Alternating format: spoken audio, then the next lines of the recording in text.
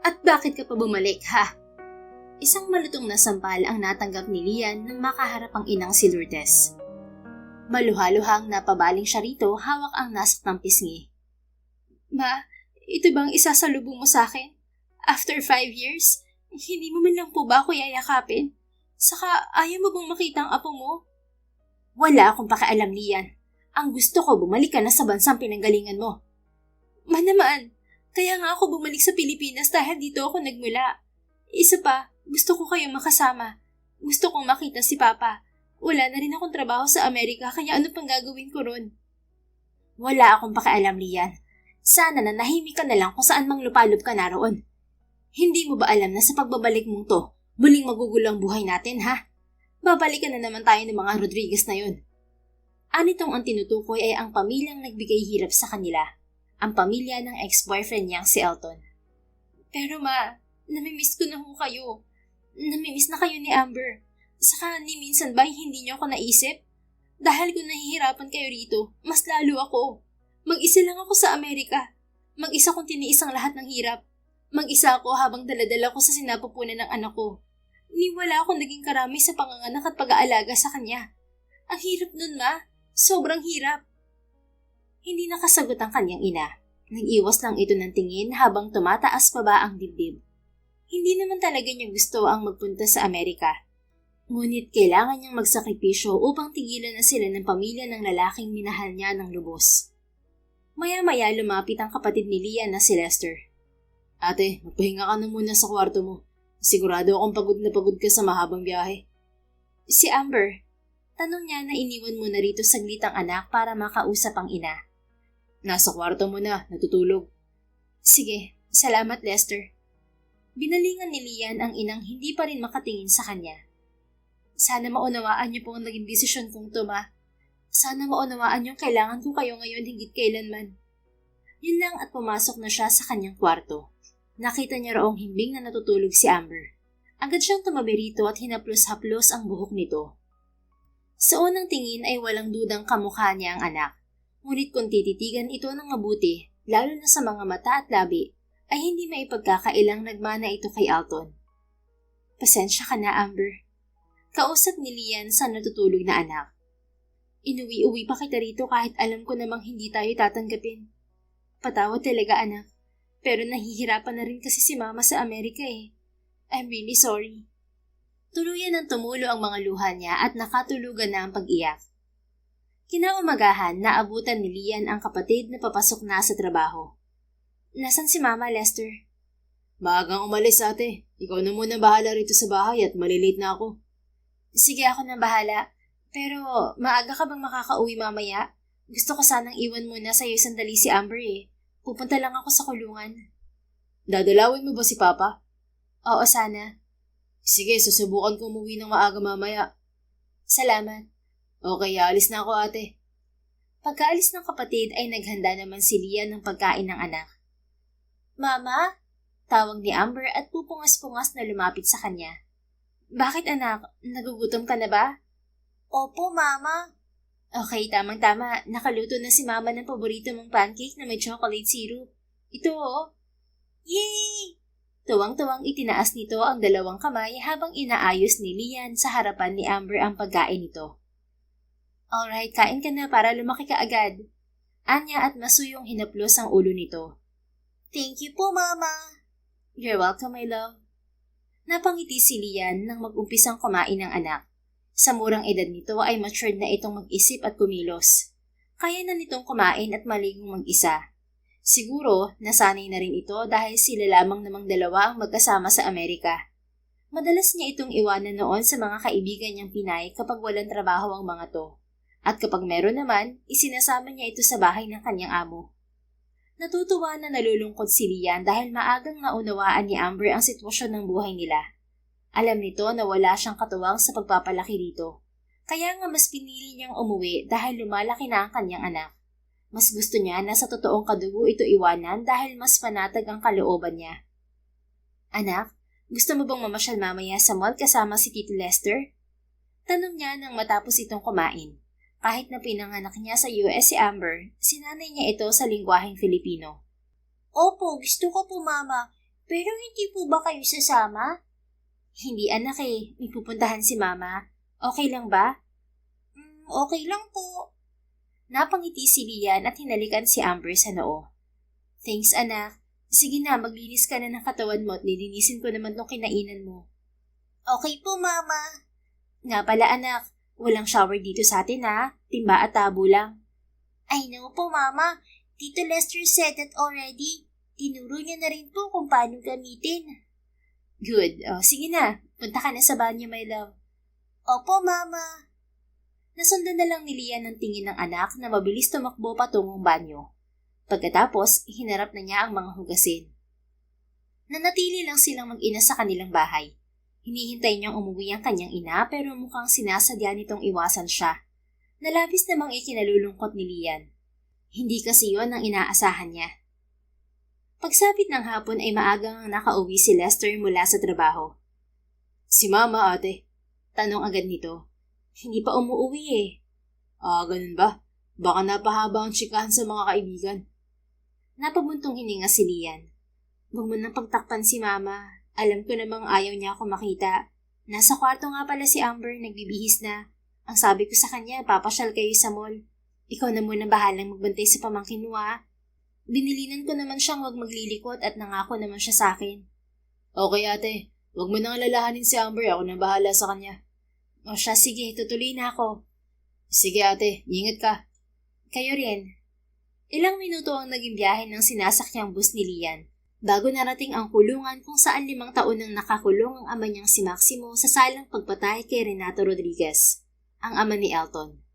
Ang papa ni Lian ay trabahador sa pabrika ng asukal ng mga Rodriguez noon sa Tarlac branch.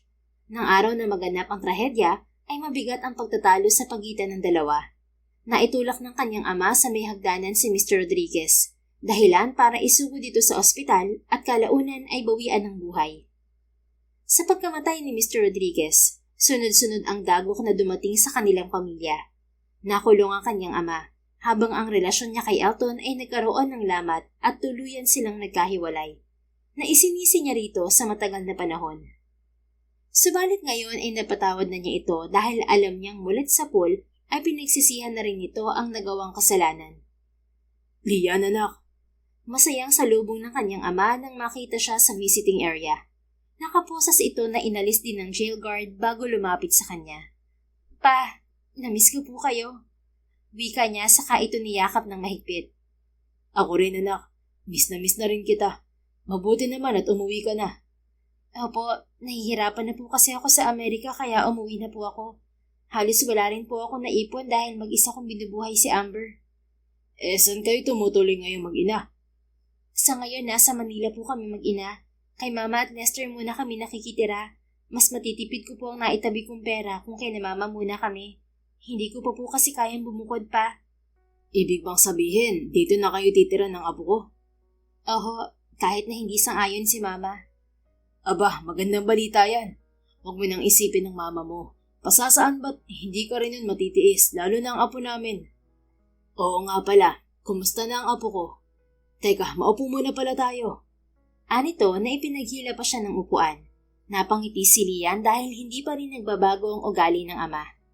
Nga lang, sa pisikal na anyo ay halata ang pagod sa mukha nito sa kabila ng masayang aura. Okay lang po ba kayo rito pa? Tanong niya nang makaupo ang ama sa harap niya. Oo, ayos naman ako. Si Amber, kumusta nga? Pwede ba siyang dumalaw rito, anak? Siguro po kapag medyo malaki-laki na siya. Pero pwede naman po natin siyang tawagan ngayon. Kasama niya po si Lester sa mall. Talaga? Opo, sandali lang po. Tinawagan ni Lian ang kapatid na madali naman itong sinagot. At sa mga sumunod na sandali, nakita niya ang kakaibang sigla sa mukha ng kanyang ama habang kausap nito ang kanyang anak. At kahit papaano, napanatag ang kalooban niya. Pa, tutuloy na po ako. Tapos na po ang oras ng bisita. Anya matapos kausapin sa telepono ang kapatid at anak niya. Oo nga, ang bilis ng oras. Naubo ito. Okay lang kayo pa? Nabanggit nga pala sa akin ni Lester na madalas kayo nagkakasakit. Nako, wala lang ito anak. Okay lang ako. Ang isang gaya kong masamang damo, matagal mamatay. Biro pa nito bago sumeryoso. Ito na yata ang kabayaran sa ginawa kong kasalanan anak. Mukhang hindi sa malamig na rehas ang wakas ko, kundi sa isang malubhang sakit. Huwag kayong magsalita ng ganyan pa. Pwede naman tayong mag-request na ipagamot kayo. Wag na anak, sa laki ng kasalanang nagawa ko sa inyo, lalo na sa'yo, nararapat lang to sa akin. Sinira ko ang buhay mo, kayo ng apo ko. Nangingilid ang mga luhang wika nito. Mahigpit na hinawakan ni Lian ang kamay ng ama. Tapos na ho yun pa, ang mahalaga ngayon ay narito na ulit ako at palagi ko kayong dadalawin, kaya kailangan niyo magpagaling. Malapad na napangiti ang kanyang ama. Salamat anak, salamat. Hayaan mo, may doktor naman dito. Itatanong ko sa kanya kung ano nga ba ito nararamdaman ko. Iinom din ako ng gamot kung kinakailangan para pagbalik mo, magaling na ako. Tama ho yan. Sige po, tutuloy na muna ako pa. Sige, mag-iingat ka anak ha. Kayo rin dito. Palagi lang po kayo magdasal. Oo anak, salamat. Iyakap mo ko sa apo ko ha. Pagkaalis sa kulungan ay dumiretso si Rian sa mall para kitain ng anak at si Lester. Mama! Hiyaw ni Amber nang makita siya sa bayakap. Hi cutie, nag-enjoy ka ba anak? Opo, naglaro po kami ni Tito Lester dun sa playground. Talaga? Mabuti kung ganon. Binalingan ni Lian ng kapatid. Lester, dito na lang tayo kumain, tapos bilihan na lang natin si mama ng panghapunan. Hindi ito sumagot, nakatingin lamang ito sa malayo. Lester, hoy! Naririnig mo ba ako? Ate, huwag kang lilingon. Ano? Basta huwag kang lilingon. Ano to? Movie? Wala naman tayo sa horror para... Natigilan si Lian paglingon sa tinitingnan ni Lester. Para siyang naistatwa nang makita ang isang lalaking papalapit na sa kanila. Ang nag-iisang lalaking nakakuha ng atensyon niya, noon at maging sa kasalukuyan. Wala pa rin itong ipinagbago. Kayang-kaya pa rin itong patibukin ng husto ang puso niya. Nagbago man ang pisikal nitong anyo sa loob ng 5 taon, ngunit mas lalo itong gumwapo sa paningin niya. At ito'y walang iba kundi si Elton, ang dating nobyo niya at ama ni Amber. Magkaedad silang dalawa. Parehas na silang 30 anyos ngayon. Nakilala niya si Elton noong kolehiyo sa UP. 3 years din silang tumagal. Naputol ang relasyon nila dahil sa away ng pamilya nila. Lester. Anito nang makalapit sa swabing-swabing tinig. Namuntik pang ikapikit ni Lian. Tumingin ito kay Amber, kaya mas lalo siyang kinabahan. Good afternoon, Sir Elton. Ani Lester. Napalingon naman si Lian rito. Nagtatakang tinitigan ito sa mga mata. Hindi mo na kailangan maging formal sa akin, Lester, dahil wala na tayo sa trabaho. Ani Elton sa kabinalingan si Lian. Nakabalik ka na pala. Sinlamig ng yelong wika nito na parang aspiling tumusok sa puso niya. Napalunok si Lian bago sumagot. Oo, umuwi ako. Babalik ka pa ba? Hindi na, dito na kami titira. Kasama ang asawa mo? Asawa? Oo. Hindi ba nag-asawa ka na? Hindi agad nakasagot si Lian. Umiling naman si Elton. Di bali na. Sige, alis na ako. Paalam nito. Sandali lang, Elton. May gusto lang sana akong sabihin sa'yo. Pigil ni Lian dito ng matauhan. Importante ba? Kung hindi naman ay saka na lang. Pero... Marami pa akong gagawin. Goodbye, Lian. Tuloy na ako, Lester. Baling nito sa kanyang kapatid. Ni hindi mo lang nito muling nilingon si Amber na mahigpit lamang na nakakapit sa kamay niya. Habang tahimik na nakamasid sa kanila. Alam na kasi nitong bawal sumabat sa usapan ng matatanda dahil yun ang biling niya rito. Sige ho, ingat. Ani Lester dito. Nasundan na lang ni Lian ng tingin ang papalayong lalaki. Hindi niya alam kung bakit ganoon ang naging pakikitungo nito sa kanya dahil iisa lang naman ang naging kasalanan niya rito. At yun ay nang umalis siyang walang paalam dito. Bukod sa ayaw na niyang palalain pa ang lahat noon, ayaw na rin niyang madamay pang lalo ang pamilya niya. Lalo pat nang makaawa noon ang kanyang ina sa kanya noon. Ate, halika na. Hanap na tayo ng makakainan.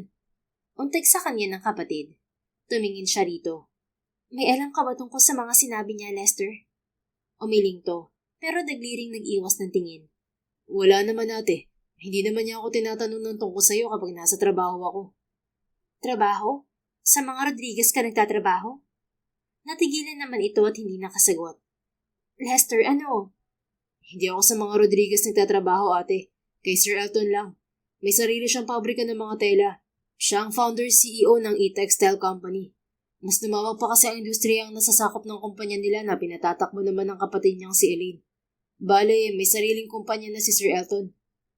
At hindi mo sinabi sa akin sa kanya ka nagtatrabaho. Bakit? Dahil ayoko maging usapin pa ang tungkol dun. Kaya kung kakain tayo, halika na. Baka mamaya naghihintay na sa atin si mama sa bahay. Hindi naman nakasagot si Elaine. Hinawakan lang niya ng mahigpit ang kamay ni Amber bago sumunod sa kapatid.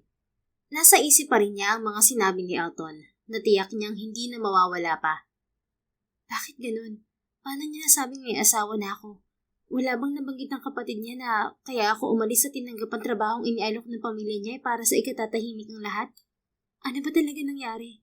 Ano ang totoo? Nitong tanong ni Lian sa isip. 5 years ago, matapos ang insidente sa mga tatay nila, inalok siya ni Elaine ng trabaho sa Amerika. Mainit pa noon ang dugo ng lahat sa pamilya nila dahil sa pagkamatay ng ama ni na Elton. Kaya naman kahit labag sa loob ay pumayag na siya. Si Elaine din ang umayos ng mga papeles niya at siya ring naghanap ng magiging amo niya sa Amerika, na siya namang nag-sponsor ng EB3 visa niya. Masyadong mabilis ang naging proseso ng papeles niya noon na para bang nais na talaga ni Elaine na mawala siya sa landas ng pamilya nito. Samantala, kanina pa hindi magalaw ni Elton ng pagkain sa kanyang harapan. Naroon siya sa bahay ng magulang para sa family dinner, na buwan-buwan na lang ginagawa. Hindi kasi maalis-alis sa isipan niya ang naging pagkikita nila ni Elaine.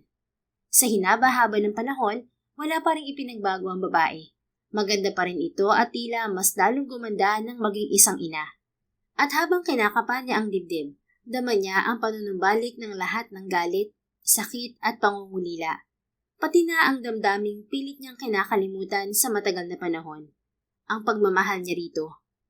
Pero mas kinakailangan niya ngayong pigilan ang sarili dahil may nobya na siya at hindi niya gustong saktan si Jane. May problema ba, Elton? Kanina mo pa hindi ginagalaw ang pagkain mo. Punan ng panganay ng kapatid niyang si Elaine. May iniisip lang ako, ate. Trabaho ba? Nahihirapan ka na ba sa pabrika mo? Ba't hindi mo nalang kasi hayaan kami ng mamahala doon? Kumalansing ang kutsara na hawak ni Elton at tumingin dito. Huwag ang pinaghirapan ko negosyo, ate. Dahil sigurado akong pakikialaman mo ang mga trabahador ko. At bakit naman? May gusto ka bang protektahan sa mga trabahador mo? Gaya na lamang ng kapatid ng ex mo? Hindi lang siyang iniisip ko. So back off. Ang akin lang naman, magtulungan tayo sa negosyo, Elton. Simula nang humiwalay kay, nahirapan na kaming patakbuhin ang naiwang negosyo ni Papa. Tama na yan. Puro kayo negosyo. Baka nakakalimutan nyo na malapit na ang death anniversary ng ama nyo. Saway ng ina nilang si Esmeralda. Sa susunod na buwan pa naman yun, Ma. Ani Elaine. Pinapaalala ko lang sa inyo ng maaga dahil kung saan-saan kayo nagpupunta. Lalo ka na, Elaine. Labas ka ng labas ng bansa. Ni ayaw mong pumirma rito o tutukan ng negosyo natin. At huwag mong ikakatwirang nahihirapan ka dahil ang mga executives natin ang nagtatrabaho at hindi ikaw. Dahil dyan sa kapritsyo mo. Litanya ng kanilang ina. Naman, alam niyo namang wala talaga akong hilig sa pagnenegosyo. Kayo lang tong mapilit. Kaya kung babalik si Elton, mas magiging maayos ang takbo ng kumpanya natin. Labas ako sa pinag-uusapan yung yan. Ani Elton. Isa ka pa. Baling ng kanyang ina sa kanya. Tama naman ang kapatid mo. Dapat ay magtulungan tayo dahil iisang pamilya tayo. At kung magmamatigas ka pa rin, mapipilitan akong bumalik at siyang mamamahala sa kumpanya. Mas maigi naman yun dahil kayo rin naman ang katulong ni Papa noon. Hindi ba tama naman ako, ate? Baling niya sa kapatid na hindi agad nakaimik. Napailing si Elton bago pinunasan ng napkin ang kanyang bibig. Uuwi na ako. Marami pa akong aasikasuhin. Agad-agad? Ni hindi mo pa nga nauubos ang pagkain mo. Wika ng kanyang ina. Kung panay negosyo lang din ang pag-uusapan natin, maigi pang umuwi na lang ako. Anya saka tumayo. Subalit bago pa man siya makaalis ay dumating ang isa pa niyang kapatid, si Ethan. Hi ma, sorry at ngayon lang ako. May importante lang akong inasikaso. Anito na hinalikan sa pisngi ang kanilang ina bago naupo sa pwesto nito. Oh, bakit nakatayo ka na, Kuya Elton? Saan ka pupunta? Tanong nito nang mapansin siya. Uuwi na raw siya. Sagot ng ate Elaine nila.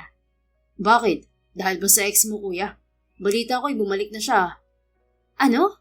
Totoo ba, Elton? Bumalik na ang babaeng yon? Napatayong wika ng ate niya na ikinataas ng kanyang kilay. Tingin pa niya, bigla itong namutla. Oo ate, nakita nga sila sa mall kanina eh. Sagot ni Ethan. At paano mo naman nalaman? Sa wakas ay tanong ni Elton sa kapatid. Dahil naroon din ako at nakita kayo mismo ng mga mata ko. Coincidence, right? Coincidence o sadyang sinusundan mo ko? At bakit ko naman gagawin yun? Napatingin si Elton sa kanyang ina.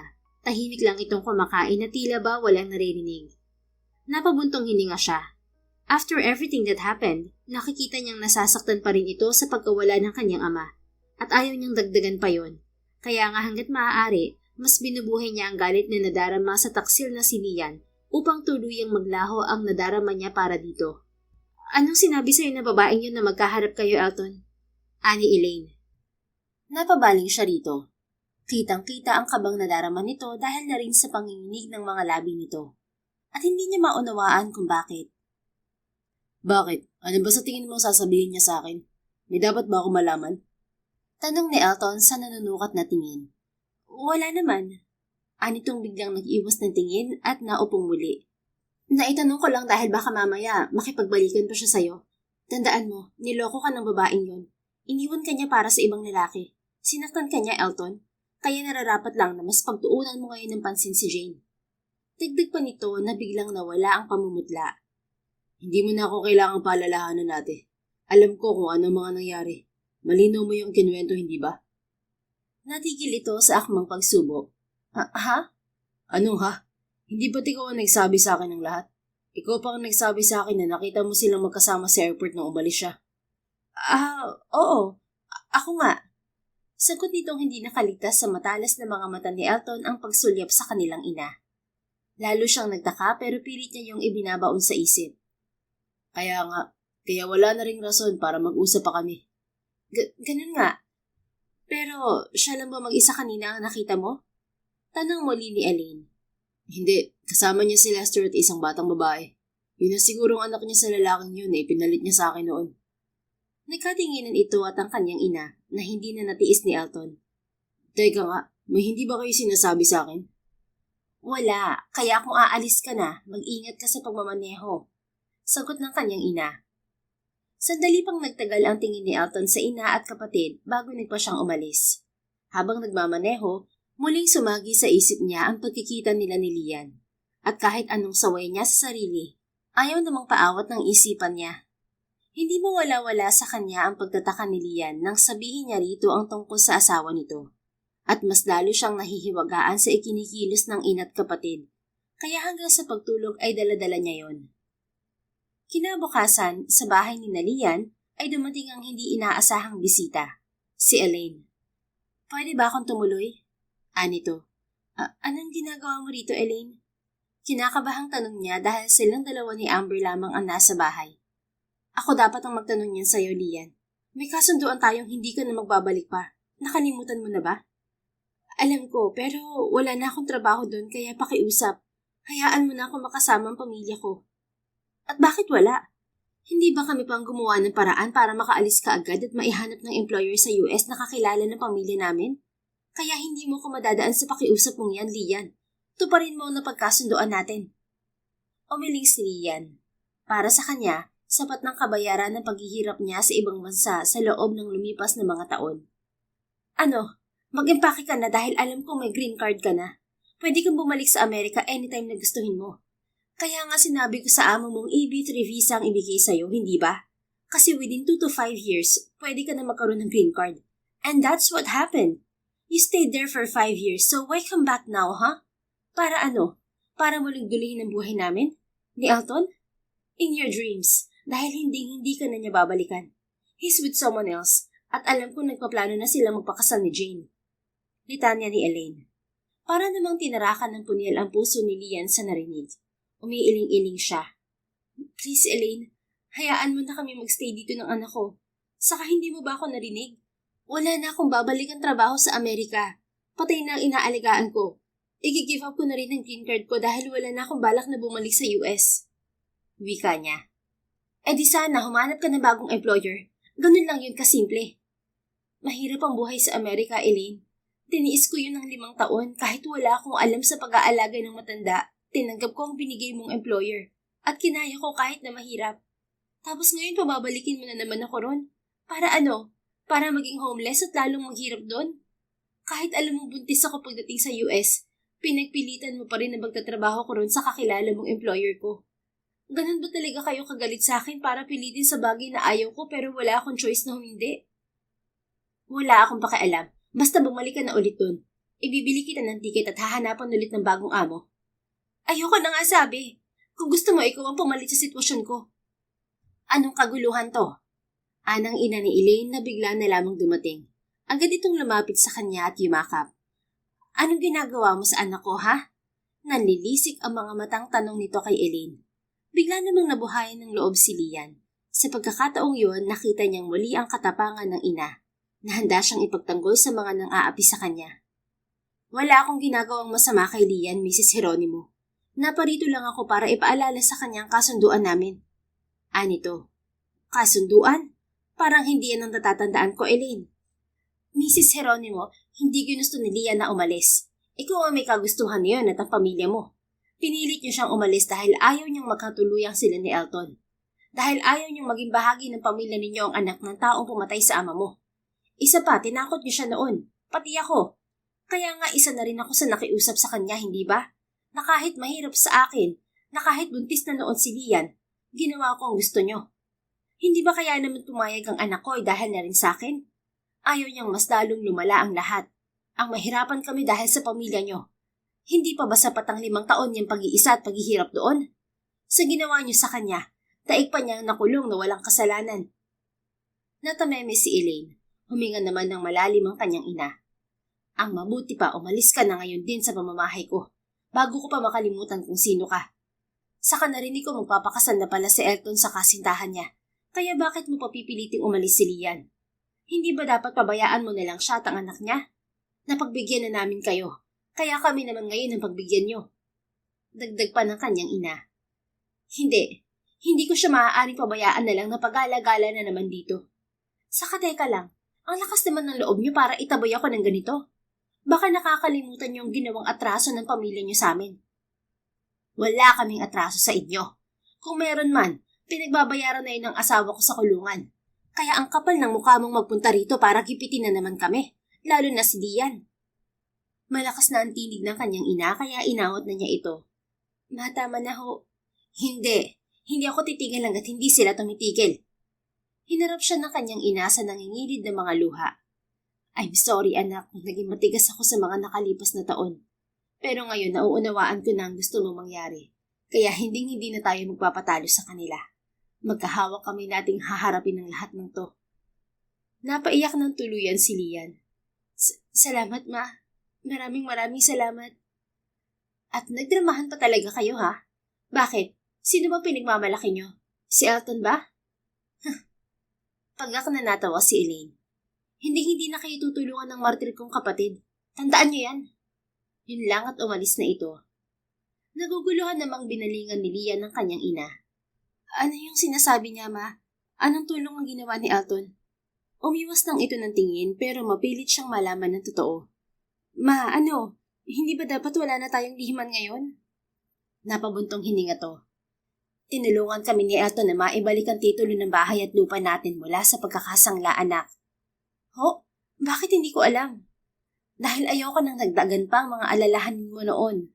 Buntis ka at nasa iba yung lugar at mahirap kung mag-iisip ka ng mag-iisip. Si Lia naman ang napabuntong hininga. Meron pa ho ba kayong hindi sinasabi sa akin, ma? Tanong niya. Nauunawaan niya ito kaya walang dahilan para magalit pa siya. Subalit hindi naman niya maikakatwang nahihiya siya kay Elton dahil sa nalaman. Yun na nga, kinuha ni Elton si Lester para maging tauhan sa kanyang pabrika dahil walang nais tumanggap sa kapatid mo dahil sa mga Rodriguez. Binlocklisted nila tayong lahat sa mga kumpanyang pwedeng pag-applyan. Ano ho? Patuloy pa rin nila kayong ginigipit kahit na tinanggap ko ang alok nilang umalis ako sa bansa? Oo, Lian, ganun na nga. Pero hindi ba nangako silang pababayaan na nila kayo? Na kapag umalis ako, hindi na nila kayo pakikialaman pa. Yun ang sinabi ni Elaine. Kaya nagsakripisyo ako kahit nalabag sa loob ko magpunta sa Amerika. Niloko nila tayo, anak. Sinamantala nila ang kahinaan natin ng mga panahong yon. Nang umalis ka, nagdagsaan ng mga pinagkakautangan natin. Nahirapan kami ni Lester na bayaran ng lahat ng yon. At kung hindi dahil kay Elton, baka pati kami nakulong. Nanginginig na kwento ng kanyang ina. Napaisip si Lian pagkuha ay napatingin sa ina. Sa palagay niyo, alam ni Elton ang lahat ng to, ma? Hindi ko alam, anak. Pero ngayon, maiging alam mo na ang lahat. Ayoko na rin isakripisyo ka pa at si Amber. Noong sinabi mo na buntis ka, alalang-alala ako sa'yo. Patawad, anak. Naging mahina ako at walang kwentang ina. Kaya rin ayaw kong narito ka dahil alam kong babalikan na naman tayo ng pamilya ni Elton. Natatakot akong mas lalo kanilang pahirapan at idamay pa pati ang apo ko. Pero nauunawaan ko rin nahihirapan ka na sa ibang bansa. Kung pwede ka lang naming sundan ni Lester doon, noon pa namin ginawa para may karamay ka. Patawad. Patawad, anak. Wala kayong dapat naihingi ng tawad sa akin, ma. Umalis ako dahil alam kong iyon ang tama at mas makabubuti sa lahat. At kung babalik ako sa nakaraan, kayo at kayo pa rin ang pipiliin ko. Alam ko, anak. Sandali silang natahimik bago muli nagsalita ang ginang. Ano nga yung plano mo? Kakausapin mo ba si Elton? Sasabihin mo ba sa kanyang siya ang ama ni Amber? Yun nga ang plano ko. Aaminin ko sa kanyang lahat dahil wala nang rason para magpigil pa ako. Ani Lian. Pero tiyak kong hindi kanya pakikinggan. Napakunot ang noo niya. Bakit, ma? Hinaplos nito ang kanyang balikat. Nang malaman ni Elton na buntis ka noon, sumugod siya rito at nagmakaawa sa aming sabihin kung saang bansa ka nagpunta. Araw-araw siyang nasa tapat ng bahay, nakikiusap hanggang sa bigla na lang siyang tumigil. Yun pala'y iba na ang pinagsasasabi ng kanyang pamilya, na si Paulo raw ang ama ng pinagbubuntis mo. Ho? Bulalas ni Lian. Sandaling nablangko ang isip niya, hanggang sa maalala niya ang sinabi ni Elton nang magkita sila sa mall. Kaya pala, tapos hindi agad sinabi sa akin ni Lester ang totoo. Wala sa loob niyang wika. Hindi namin alam kung anong ginawa ng pamilya niya para sabihing iba ang ama ni Amber. Sinubukan namin ng kapatid mong kausapin si Elton, ngunit sa tuwing nababanggit ang pangalan mo, lagi siyang nagagalit. Dagdag pa ng kanyang ina. Pero hinatid lang ako ni Paulo sa Amerika noon, ma. Pagkatapos niyon ay nagtungo na siya sa Canada dahil doon siya magtatrabaho. Kwento niya. Si Paulo ay matagal na niyang kaibigan. Nagkagulatan pa sila dahil saktong-sakto ang flight niya rito. Kahit ang mga upuan nila ay magkatabi rin. Nakuha ko na, ma. Sinadya nila ang lahat ng to. Sinadya to ni Eileen para mapaniwala si Elton. Bulalas niya nang mapagtanto ang lahat. Napakawalang niya talaga nila. Anong gagawin mo ngayon, anak? Kakausapin ko pa rin po si Elton. Lilinawin ko sa kanyang lahat. Ani Lian. Mabuti pa nga dahil nasisiguro kong babalik ang Elaine na yon para manggulo uli. Si Elton lang ang makakatulong sa atin, sabi ng kanyang ina. Mama, gising po ako. Biglang ani Amber na pupungas-pungas pa mula sa kanilang sigid mag-ina. Nag-late afternoon nap kasi ito. Napalingon si Lian sa anak at agad itong kinerga. Matulog ka na ulit, my love, ha? Sorry na ingayan ka ata sa amin ni Lola. Hinelehele niya ito para muling bumalik sa pagtulog. Mama, kailan po uuwi si Tito Lester? Mahinang tanong ni Amber habang papikit-pikit na. Mamaya pa, anak. Bakit? Anong kailangan mo kay Tito? Pasyal po ulit kami, Mama. Napangiti naman si Lian nang mapagtantong naging malapit na agad ang magtiyo sa maikling panahon. Okay, sige. Sasabihin ko sa kanya. Kaya tulog ka na ulit, ha? Nakatulog naman ito agad kaya muli niya itong ibinalik sa kwarto at ipinagpatuloy ang pag-uusap nila ng kanyang ina. Pagdating ni Lester mula sa trabaho ay gising na si Amber. Nagyaya agad ang bata na gumala sa mall. Hindi naman kalayuan sa kanila ang mall kaya pinayagan na ni Lian ang magtiyo. Si Elton naman ay kasalukuyang nasa opisina pa niya kahit 6:00 na ng gabi dahil sa tinatapos na trabaho. Hanggang isang katok sa pinto ang nagpatigil sa kanyang ginagawa. Pasok, Anya. Bumukas ang pinto at pumasok doon si Tonyo, ang nakatalaga sa delivery. Sir Elton, tapos na pong ikarga mga maleta at handa nang maihatid bukas ng umaga. Ulat nito. Okay, makakauwi na kayo. Sige sir, salamat po. Sige. Pagkalabas ni Tonyo ay muling itinuon ni Elton ang mga mata sa ginagawa. Subalit hindi pa naglilipas sandali ay bumukas na naman ang pinto.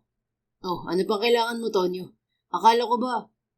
Hindi na niya natapos ang sasabihin nang makitang si Lester ang dumating. Humihingal pa ito habang nasa likuran si Lian na halatang galing sa pag-iyak. Elton, nawawala ang anak ko. Nawawala si Amber. Tulungan mo kami, please. Ani Lian sa garalgal na boses. Napatayo siya at nilapitan ng dalawa. Ba't dito kayo nagpunta at hindi sa police station? Ginawa na namin, sir. Pero hindi naman pwede maghintay na lang kami kung kailan mahahanap si Amber. Ani Lester. Ganun ba? Pero may ginagawa ba ako kaya pasensya na at hindi ko kayo matutulungan. Sa iba na lang kayo magpatulong. Tatalikod na sana si Elton nang pigilan siya ni Lian sa braso. No, Elton. Ikaw lang ang makakatulong sa amin. At bakit naman? Nagulat na lang siya nang bigla nitong sampalin. Hindi pa ito nakontento at pinaghahampas siya sa dibdib habang patuloy sa pag-iyak.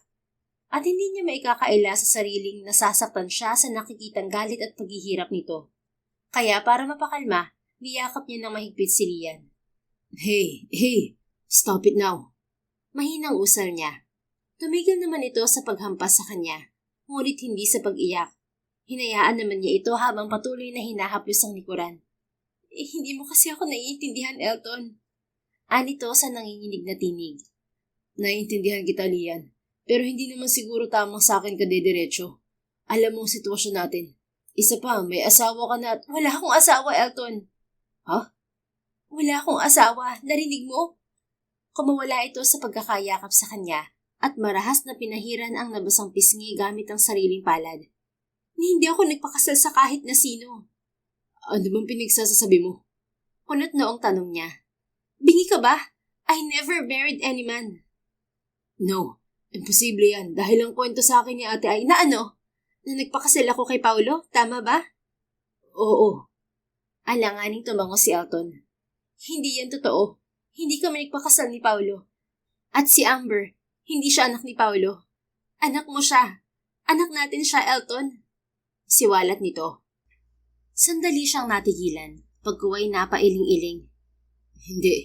Hindi totoo ang sinasabi mo, Lian. Sinasabi mo lang yan kasi alam mong hindi kita matitiis. Pero matagal na tayong tapos. Ikaw ang tumapos niyon at hindi ako. Iniwan mo ko, hindi ba? Ito naman ang umiling sa kataas noong tinitigan siya sa mga mata. Hindi ako umalis na walang dahilan, Elton. At ang pag-alis ko, hindi ko yun kagustuhan. Ang ate Elaine mo may kagagawan nun. Hindi totoo yan. Totoo ang sinasabi ko, Elton. Dahil sa panggigipit noon ng pamilya mo sa amin, nagawa kong iwan ka para sa ikatatahimik ng pamilya namin. Nang lahat. Kinausap ako noon ni Elaine. Pinangakuan. Ang sabi niya, matatapos ng daw ang lahat ng gulo kung aalis ako. Kaya umalis ako kahit ang sakit-sakit. Kahit ang bigat-bigat dito. Mariin itong dinuro ang tapat ng puso kasabay na muling paglaglag ng mga luha. At alam mong pinakamasakit sa lahat? Dahil nadamay si Amber na wala namang kamuwang-muwang sa mundo. Yun ang hindi makaya ng puso ko. Tapos ngayon sasabihin mo sa akin si Paulo ang ama niya? Na hindi mo man lang ba naisip ang pagmamahal na inialay ko sa'yo? Na sa loob ng 3 taon na magkarelasyon tayo, ikaw lang ang lalaking pinakaiingat-ingatan ng puso ko. At tanging lalaking nakakuha sa akin. At ang mas nakakagalit, ni hindi ka man lang nagduda sa mga pinagsasasabi sa'yo ng kapatid mo. Tumigil si Lian at pagak na natawa. Sa bagay, ano nga ba naman ang aasahan ko? Pinatay ni Papa ang ama mo. Kaya nga muhing-muhi ang pamilya mo sa amin. At baka nga maging ikaw rin. Kahit pa sabihing tinulungan mo si Lester at Mama sa mga pagkakautang namin. Na kung hindi ako umalis at pinagpatuloy ang relasyon natin, baka hindi mo rin naman ako makayang tingnan man lang. At baka sa huli, ikaw na ang kusang mang-iwan. Mapait nitong wika. Napuno ng katahimikan ang buong opisina ni Elton. Nagbigay daan yon para maisip niya ang naging palitan ng tingin ng ina't kapatid nang malamang bumalik na si Lian sa bansa. Pinilog nila ang ulo ko. Realisasyon niya kasabay ng mariing pagkakakuyom sa kamao. Totoo ang sinasabi ni ate, sir. Matagal na namin gustong sabihin ni mama sa'yo ang totoo. Pero nagagalit ka sa tuwing mababanggit ang pangalan ni ate. Sa wakas ay wika ni Lester na ikinalingon niya rito. Talaga bang hindi ko pa rin naniniwala, Elton? Sabi naman ni Lian bago dinukot ang cellphone nito at may ipinakita sa kanyang larawan. Ito, Nakikilala mo ba siya? Yan na si Paulo ngayon. Binabae na siya mula pa noon at 7 taon nang kasal sa partner niyang lalaki sa Canada. Kaya sige nga, paano mo ma-i-explain na siya ang ama ni Amber? Duda kung binayaran siya ni Elaine para escortan ako mula Pilipinas hanggang Amerika para magmukha kaming may relasyon. Titig na titig si Alton sa screen ng cellphone. Totoo ang sinasabi ni Lian. Babae na nga si Paulo. Lalong napuno ng galit ang dibdib niya. Alright, naniniwala na ako. Anya sabay kuha ng susi ng kanyang kotse. Saglit siyang natigilan bago muling magsalita. Pero hindi ibig sabihin nun na magiging madali na ang lahat para sa atin. Napatingin si Lian sa kanya. Bakas ang pag-asa at takot. Naniniwala ka na? Oo, kaya tara na. Sa ibang araw na lang natin pag-usapan ng tungkol sa issue na yan. Mas importante na mahanap agad ang anak natin. Nauna na si Elton patungong parking kasunod ang magkapatid. Nasa biyahe na sila nang usisain niya ang mga ito. Ano bang nangyari at nawawala siya? Tanong niya. Nasa mall kami kanina, sir. Katabi ko lang si Amber nang biglang mawala matapos kong bayaran ng pinapabili niyang pagkain. Paliwanag ni Lester. Chinek niyo na bang CCTV ng mall kung may kumuha ba sa kanya o wala?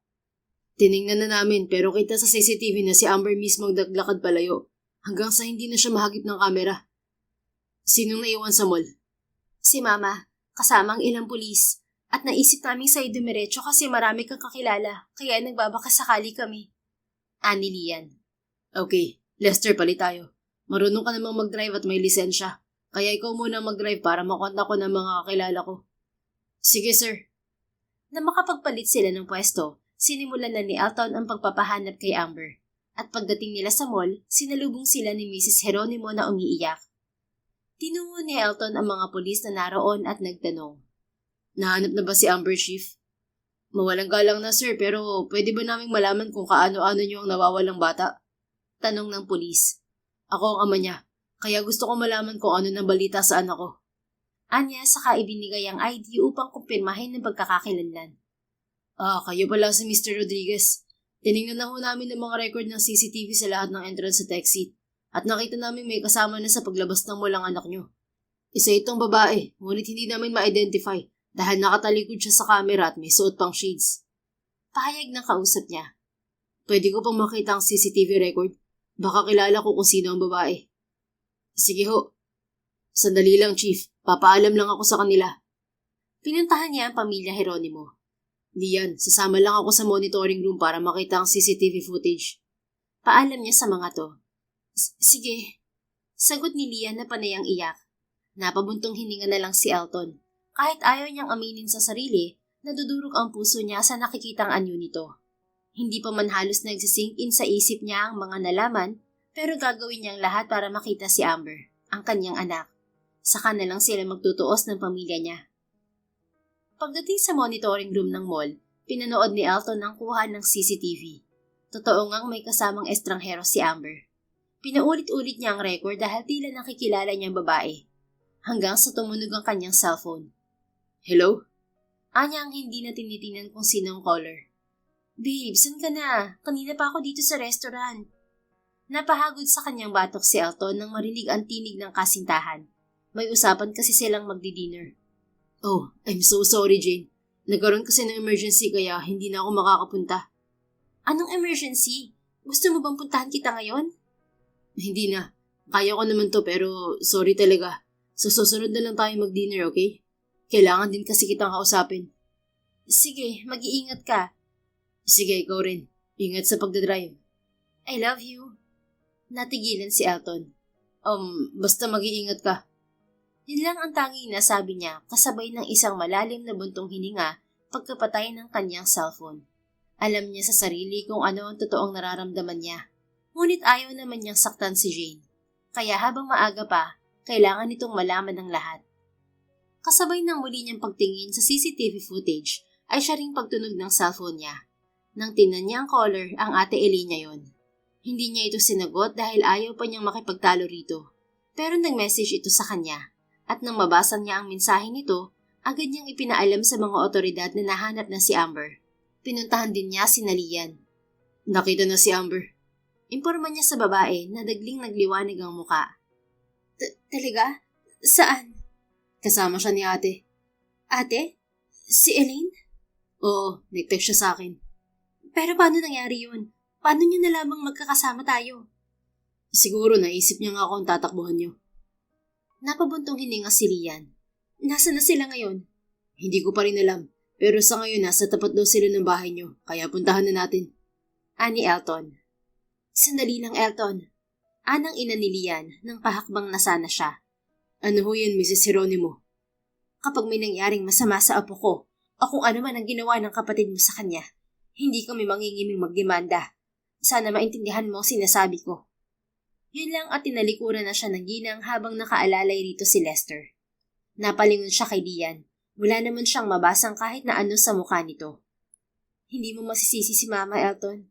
Pagkatapos ng mga pinagdaanan namin sa kamay ng pamilya mo, ganoon din sa ginawa nilang panloloko lalo na ni Elaine. Hindi namin alam kung mapapatawad pa ba namin sila. Kahit ikaw, alam mong walang kasalanan si Amber sa mga nangyari noon. Pero nadadamay siya dahil sa kagagawan ng pamilya mo. Ngayon gumagawa na naman sila ng paraan para guluhin kami. Hindi to ang buhay na pinangarap ko para sa anak ko, Elton. Ang gusto ko mamuhay kami ng tahimik kasama ang pamilya ko. Mahabang wika nito sa talikod. Nasundan na lang niya ng tingin ng babae bago nagawang ihakbang ang mga paa. Mas lalo ring tumindi ang nadarama niyang galit sa sariling pamilya dahil sa nangyayari. At kapag napatunayang nagkasala ang kapatid niya, siya na mismo magpapakulong dito. Sinisigurado niya yon. Dumiretso na sila sa bahay ni Lian at naabutan nga nila roon sina Amber at Elaine. Mama! Salubong ni Amber kay Lian. Titig na titig siya sa anak at hindi maiwasang pangiliran ng mga luha si Elton. Anak, my God, pinag-alala mo kami. Pinag-alala mo si Mama. Bakit ba bigla ka nilang umalis nang walang paalam kay Tito Lester mo? Hindi ba sabi ko behave ka lang? Sunod-sunod na tanong ni Lian habang nakayaka pa rin kay Amber. I'm sorry, Mama. May hinahanap lang po kasi ako eh. Tumingin si Amber sa kanya. Napalunok si Elton at kiningumiti rito. Ano namang hinahanap mo? Ako ba? Tanong ni Lian bago pinakawalan si Amber at inayos ang nagulo nitong buhok. Hindi po. Sino? Siya po. Itinuro ni Amber si Elton na ikinagulat naman ng lahat, maliban sa kanyang kapatid. Amber, bakit naman gusto mong makita ang boss ko? Tanong ni Lester na unang nakabawi sa kanila. Kumibot-kibot ang mga labi nito habang nakatingin pa rin sa kanya. Amber anak, ano yan? Bakit gusto mo siyang makita?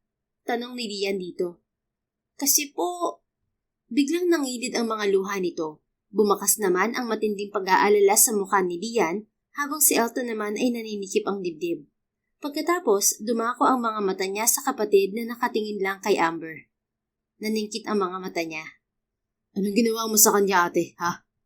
Pigil ang galit na tanong ni Elton dito. Napatingin naman kay Elaine ang lahat. Wala akong ginagawang masama sa kanya, okay? Nabigla silang lahat nang walang kaabog-abog na sampalin ito ni Mrs. Jeronimo. Madali itong inawat ni Lester nang muli nitong susugurin si Elaine. Kaya namagitan na rin si Elton. Ma, tama na. Nariyan pa si Amber. Nakikita ka ng apo mo. Ani Lester dito. Wala akong pakialam. Nararapat lang yun sa kanya. Sa lahat-lahat ng ginawa niya sa atin. Tapos ngayon ano? Idadamay niya si Amber? Galit na litan niya ni Mrs. Jeronimo. Wala akong ginagawang masama. Ganting sigaw ni Elaine habang hawak ang nasaktang pisngi. Talaga ba? Wala nga ba, ate? Sarkastikong tanong ni Elton sa kapatid. Napatingin ito sa kanya. Bahagya itong napaatras nang makita ang nagbabaga niyang mga mata. Elton, anong ibig sabihin nito? Nahihibang ka na ba? Hindi, ate. Nagising lang ako sa katotohanan. Anong katotohanan? Anong sinasabi mo? Kakampihan mo na naman ba sila? Sila ang may kasalanan ng lahat ng to. Wala silang kasalanan, ate. Putol niya rito. Dahil ang totoong may sala, nagbabayad na sa kulungan. Kaya pwede ba tumigil ka na? Tumigil na kayo ni Mama. Mahina pero may diing dugtong pa ni Elton. Ayaw niyang makarinig si Amber ng masasama pero sinusubukan ng kapatid ang pasensya niya. Tinakasan ng kulay ang mukha ng kanyang ate Elaine. Anong ibig mo sabihin, Elton? Alam ko ng lahat-lahat, ate. Alam ko ng ginawa mo. Kaya kung may natitira pang kahihiyan dyan sa katawan mo, kung nire-respeto mo pa ako bilang kapatid, maigi pang umalis ka na ngayon din. Dahil kapag natrauma ang anak ko, ikaw ang babalikan ko. At sinisiguro ko, hindi mo magugustuhan na gagawin ko. Banta niya rito. Pero Elton, wala naman akong ginagawang masama kay Amber. Siya tong kusang sumama sa akin at gusto ko raw makita. Maniwala ka. Natigilan naman siya, maging ang mga naroon ay muling napatingin kay Amber. Amber anak, sabihin mo ang totoo. Bakit gusto mong makita si Elton? Mahinahong tanong ni Lian dito. Napatungo ang bata. Kasi po, narinig ko po kayo ni Lola kanina habang kausap siya. Itinuro nitong muli si Elaine na nanlaki naman ng mga mata kasabay ng mariing pag-iling. Wala akong ginagawang masama sa kanya, okay? Elton, hindi ako sobrang sama na ultimo'y bata ay papatulan ko. Makinig ka naman sa akin. Saka alam ko nga ang totoo, hindi ba? Hindi ito pinansin ni Elton. Papa? Saad ni Amber na sa kanya nakatingin. Sabay-sabay silang napasinghap sa narinig, hanggang sa hindi na niya napigilan ang sarili. Naluluhang niyakap niya ito ng mahigpit. Oh God! Naiiyak na wika ni Elton kasabay ng paghaplos niya sa likuran ng anak. Papa? Kayo po talaga ang papa ko, di ba po? Inosenteng tanong nito. Pinakawalan niya ang anak at sunod-sunod na tumango. Oo, ako nga baby. Ibig pong sabihin, tama ang narinig ko kina mama at lola po kanina? Hindi ko alam ang mga pinag-usapan nila eh. Pero kung tungkol yun sa totoo mong ama, ako nga yun. Si mama mo nagsabi sa akin. Kung ganun po, ibig po bang sabihin tita ko po siya, papa? Itinuro ni Amber si Elaine na mas lalong namutla. Yes anak, tita mo nga siya. That's Tita Elaine. At sa muli nilang pagkagulat, lumapit ito sa kanyang kapatid. Tita Elaine, pwede po bang dito na lang kami sa Pilipinas? Pwede po bang huwag niyo na lang kaming paalisin ni Mama? Kasi alam niyo po, ang hirap-hirap po ng buhay namin sa Amerika. Palagi pong nag-work si Mama. Minsan po naiiwan ako sa friends niya. Minsan naman kasama niya po ako sa work. Tapos lagi po siyang umiiyak. Kasi po lagi po siyang tired at daming work. Ayoko na pong maiwan, tita. Kasi nasasad po ako. Saka po, gusto ko pong makasama sina Lolo, Lola, tsaka Tito Lester. Si Papa at ikaw po. Pwede po ba? Mahabang pakiusap ni Amber na mas lalo nilang ikinaiyak. Durog na durog ang puso ni Elton sa narinig. Doon niya rin naunawaan na hindi lamang pagmamahal at kalinga ang kailangan ni Amber. Kailangan siya nito at ang kanyang proteksyon. At hindi naman niya yun ipagdadamot sa anak. Please, tita. Pwede po bang love na lang tayo at bati na po? Magkagalit po si Papa Jesus pag nagpa-fight ang family. Inosenteng sabi pa ni Amber. Napaiyak ang kanyang kapatid. Unti-unti itong lumuhod sa harapan ng kanyang anak at mahigpit na hinawakan ng mga kamay sabay po. I'm so sorry. I'm sorry, princess. Paulit-ulit na wika ng ate niya. Mas lumapit naman dito si Amber at niyakap ito ng mahigpit. Pagkatapos, ito na rin ang nagpahid ng luha sa mga mata ng kapatid niya. Okay na po yun.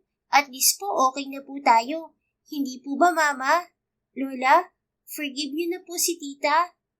Baling nito sa dalawang tahimik lang na umiiyak at nakamasid kay Amber. Madaling lumapit dito si Lian. Oo naman anak, para sa'yo. Walang hindi gagawin si Mama. Kasi alam mo kung bakit? Kasi love na love niyo po ako, Mama. Tama. Niyakap muli ni Lian si Amber bago binalingan si Elaine na hindi umaalis sa pagkakaluhod nito. Elaine, para kay Amber, gusto kong maayos na ang lahat ng to sa pagitan natin.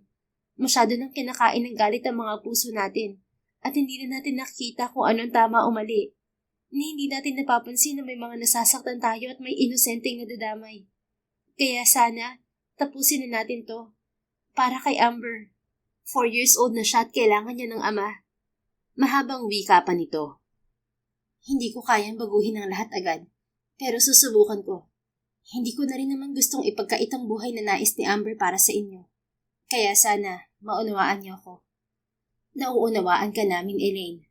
Sagot ni Mrs. Jeronimo na payapa na ulit ang muka. Hindi naman kami naghahangad na mapatawad niyo kaagad o kahit hindi na.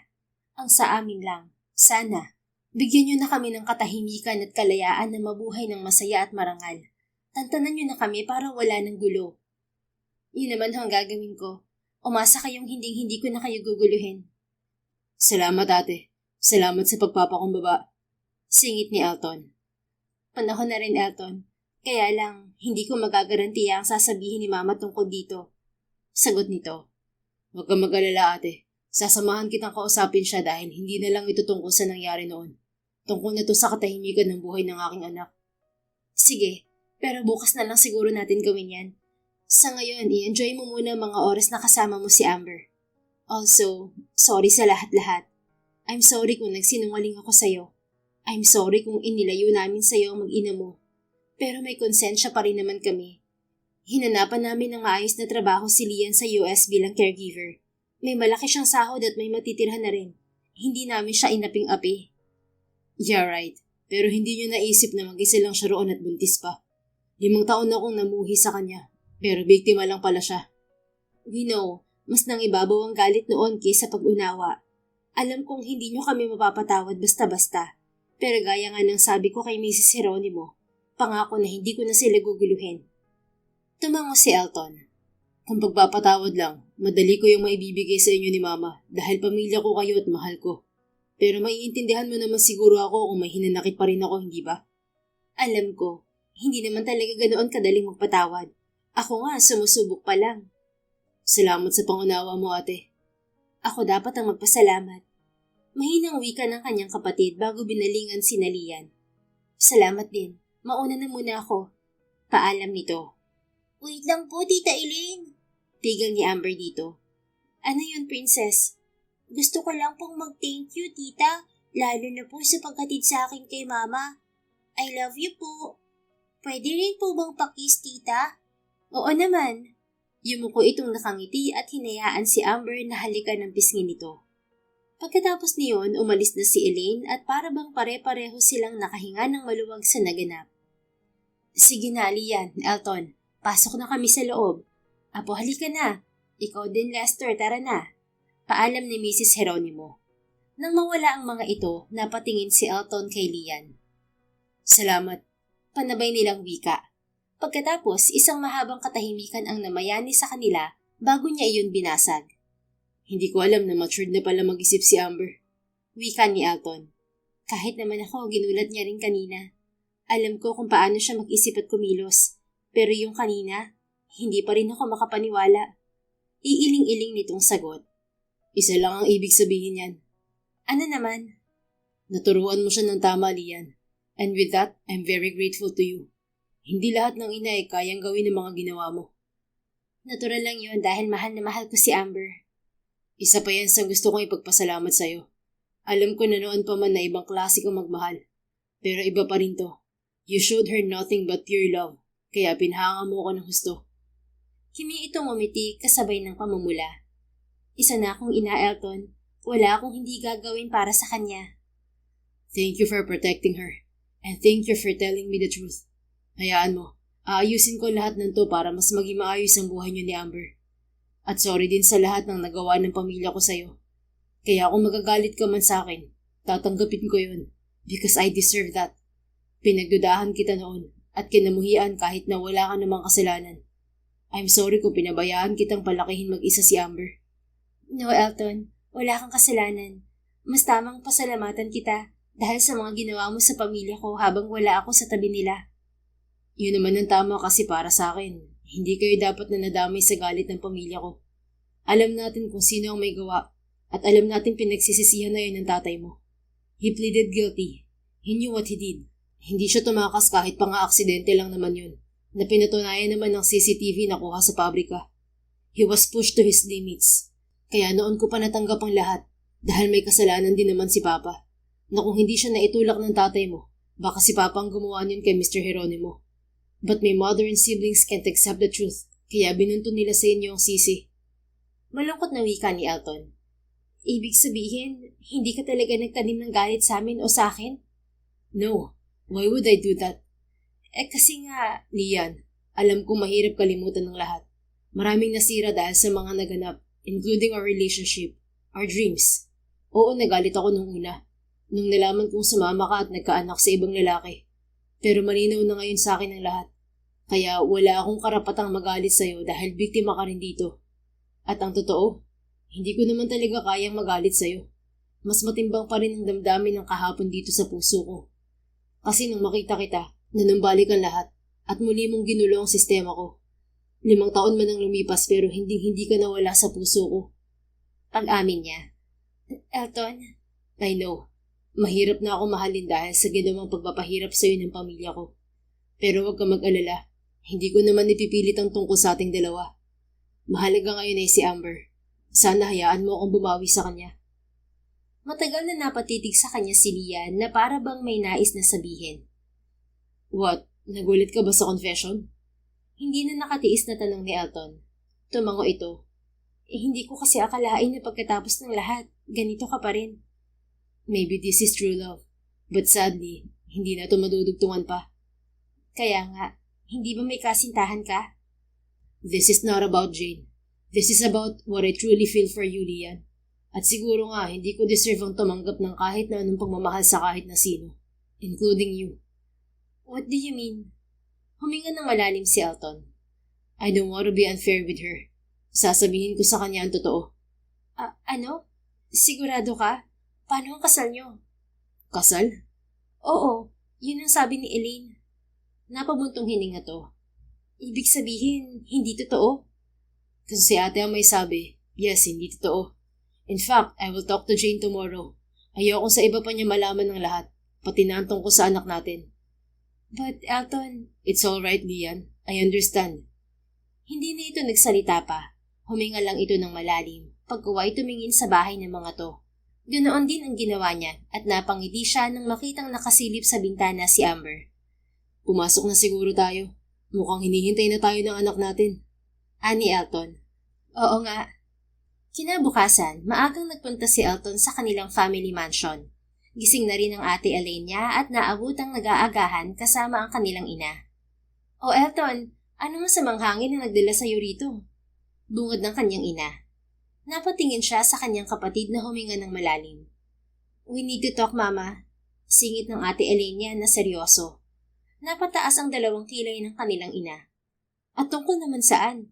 Pwede bang tapusin muna natin ang almusal? Alright, mag-almusal muna kayo ni ate. Doon muna ako sa den. Sa den? Hindi ka ba mag-aalmusal, Elton? Hindi na ma, busog pa ako. Anya bago tumalikod at nagtungo sa den. Doon ay matiyaga niyang hinintay ang ina at kapatid. Ano ba itong pag-uusapan natin ng ganitong kaaga? Anang kanyang ina pagkalipas ng 30 minuto. Kasunod nito ang ate Elaine niya. Nakaupo ang mga ito sa coffee table na naroon. Seryoso niyang hinarap ang dalawa. Alam ko na ang lahat, Mama. Hindi naman ako nagagalit. May hinanakit lang. Simula ni Elton. What are you talking about? Tanong ng kanyang ina. Maalam na ni Elton ang totoo. Alam na niya ang kasinungalingang ginawa natin. Mahinang wika ng kanyang kapatid. Napatingin dito ang kanilang ina. Sinabi mo? Tumango ang ate Elaine niya. Wala na akong rason para maglihim pa sa kanya, Ma. At sinong may sabi sa iyong magdesisyon ka ng ganyan, ha? Ma, ayoko na po ng gulo. Hindi niyo ba alam? Nadadamay ang apo niyo, si Amber. Giit ng kanyang ate. Ma, pabayaan niyo na ho si Lian. Patahimikin niyo na sila. She suffered already for 5 years kahit na wala naman siyang kasalanan. And worst, hinayaan niyo pang madamay ang sarili niyong apo. Ganyan ba katigas ang puso niyo? Segunda ni Elton. Napatingin sa kanya ang kanilang ina. At bakit ko naman gagawin yun matapos ang ginawa ng kriminal niyang ama sa iyong ama, ha? Nararapat lang yun sa kanila. Ma, naiipit nga ho si Amber. Hindi ba kayo nakahabag sa apo niyo? Anya, hindi naman ito nakasagot. Please, Ma. How many times do I have to tell you na wala silang kasalanan sa nangyari? Si Mr. Geronimo lang ang may atraso sa atin, hindi ang pamilya ni Lian. Lalong-lalo na si Amber. At bakit ba hindi niyo matanggap na aksidente ang nangyari? Pero inako rin ng ama ni Lian ng kasalanan. Kaya ngayon nagdudusa na siya sa kulungan. Tama si Elton, Ma. Patahimikan na natin sila. Alam ko mahirap pero kailangan nating subukan. Dugot naman din natin si Amber at gumaralgal ang tinig ng kanyang kapatid. Mariin itong kinagat ang pang-ibabang labi habang pigil na pigil ang mapaiyak. Lumapit si Elton sa ina. Hinawakan ng mahigpit ang mga kamay at lumuhod sa harapan nito. Elton, what are you doing? Gilalas na anang ginang. I'm begging you, Ma. Patahimikin mo na sila. Dahil kapag hindi niyo ginawa yun, ako na makakaharap niyo sa susunod. At ayokong mangyari yun. Ayokong mas lalong masira ang pamilya natin. Dahil lang sa hindi natin makuha magpakumbaba at magpatawad Kahit alam ko mahirap, Ma. Anak ko si Amber at bilang isang magulang poprotektahan ko siya sa lahat ng sandali. Sa lahat ng taong nais manakit sa kanya. Kahit na pamilya ko pa sila. At ngayon pa lang ako makakabawi sa anak ko. Kaya sana pabayaan mo na mga Heronimo. Sana'y maintindihan mo po ako. Nangingilid ang mga luhang wika ni Elton. Dinig niyang napahagulhol na sa kanilang tabi ang ate Elenia. Ma, kahit si ate nauunawaan na rin ang gusto kong mangyari. Kayo, isa rin kayo magulang. Kaya alam niyo ang nararamdaman ko. Saka ma, alam niyo bang sinabi ni Amber kahapon kay ate? Nakiusap siyang magkaayos na tayo para makapanatili na sila sa bansa dahil malungkot siya at nahihirapan sa sitwasyon nila ni Lian. She's just 4 years old, ma. And yet she knew what was happening around na hindi naman dapat. Ang dapat sa kagaya niya ay walang iniisip na problema. Naglalaro lang dapat at ini-enjoy yung pagiging bata. Please ma, magpatawad ka na. Kung mahal mo ako, hahayaan mo na sila. Umiiyak ng bakiusap ni Elton. Umiwas ng tingin ng kanyang ina at hindi nakasagot. Mama, Amber is your grandchild and my niece. Kaya sana, unawain na lang natin si Elton. Sabi ng kanyang kapatid. Napabuntong hininga ito. At anong gagawin mo kay Jane, Elton? Paano na siya? Biglang nabuhayan ng loob si Elton. Kahit ibang nasa isip nito, alam niyang kahit papaano'y nauunawaan siya ng kanyang ina. Kakausapin ko siya mamaya. Ipaliliwanag ko ng maayos sa kanya ang lahat para alam niya ang sitwasyon ko. Mas mahalaga sa akin sa ngayon ay ang anak ko. Ikaw ang bahala. Buhay mo yan, Elton. Nagkatinginan silang magkapatid. Ibig bang sabihin yan, tapos na talaga ang pagpapahirap mo sa mga Heronimo, ma? Tanong niya. Elton, hindi naman ba to ang puso ko? Naunawaan ko naman ang mga sinabi mo. Kaya lang, sana, maunawaan mo ring mahirap talagang kalimutan ng lahat. Naintindihan ko naman po, mama. At hindi naman kita minamadali. Sabi nga, may tamang oras para sa lahat ng bagay. At alam kong kahit ang pamilya ni Lian ay alam yun. Oo na, pero isa lang ang pakiusap ko. Maaari ko bang makita ang apo ko? Yun lang naman ang tanging kong hiling. Dalhin mo siya rito. Napangiti si Elton. Oo naman. Hayaan mo, kakausapin ko si Lian. Hihiramin ko sa kanya si Amber. Salamat, anak. Ihingi mo na rin ako ng dispensa sa kanila. Lalo na kay Lian. Sabihin mo, sa kanilang ako hihingi ng paumanhin kapag kaya ko na silang harapin. Sa ngayon, ito muna ang paraan ko para maipakita sa kanila at sayo na sincero ako sa sinasabi ko. Walang problema, mama. Alam ko maiintindihan ka rin nila. Ceasefire na, ha? Fine. Pagkatapos makipag-usap sa ina at kapatid, nakipagkita naman si Elton kay Jane. Mas buo ang loob niya na harapin ito. Subalit hindi may tatatwa ang takot sa kanyang dibdib habang pinagmamasdan ito na kumakain. Nasa isa silang restaurant. Oh, ngayon tapos na tayong kumain. Ano ba talagang meron, Elton? Tanong nito sa kanya. Huminga siya ng malalim. I just wanted you to know that I'm so glad that I've met someone like you, Jane. Yun lang? Babe naman, kahit naman ako maswerte na nakilala ka. Kinuha niya ang kamay nitong nakapatong sa lamesa at hinawakan ng mahigpit. Jane, I really wanted to be honest with you. Kaya ako nakipagkita sa'yo. Matagal siya nitong tinitigan. Ano ba talagang sasabihin mo? Kasi kinakabahan na ako eh. I know how much you love me at ayokong samantalahin yun. Kasi alam ko, may iba pang lalaking mas nakahihigit sa akin na matatagpuan mo. Yung hindi ka sasaktan. Are you breaking up with me? Hindi agad nakasagot si Elton. Nakatitig lang siya kay Jane habang unti-unting nangingilid ang mga mata. Napalunok siya. I'm really sorry, Jane. I know this is unaccepted, but... Of course it is. Madali nitong putol bago bumitaw sa pagkakahawak niya. Tell me, may bago ka ba kaya ka nakikipaghiwalay sa akin? No, wala akong bago. Eh anong dahilan mo at ginagawa mo to sa akin? Masyado ba akong clingy? Pangit ba ako? Hindi na ba ako sweet? Ano, Elton? Sabihin mo. No, hindi ko ang dahilan, Jane. Ako ang may sala rito. Then tell me. Napalakas ang tinig nito kaya ang ibang customers doon ay napatingin sa kanila. Huminga ng malalim si Elton. I have a daughter. You... What? I have a daughter, Jane. She's 4 years old now. 4? You mean... Napasandal naman si Jane sa kinauupuan na para bang nakarinig ng bomba.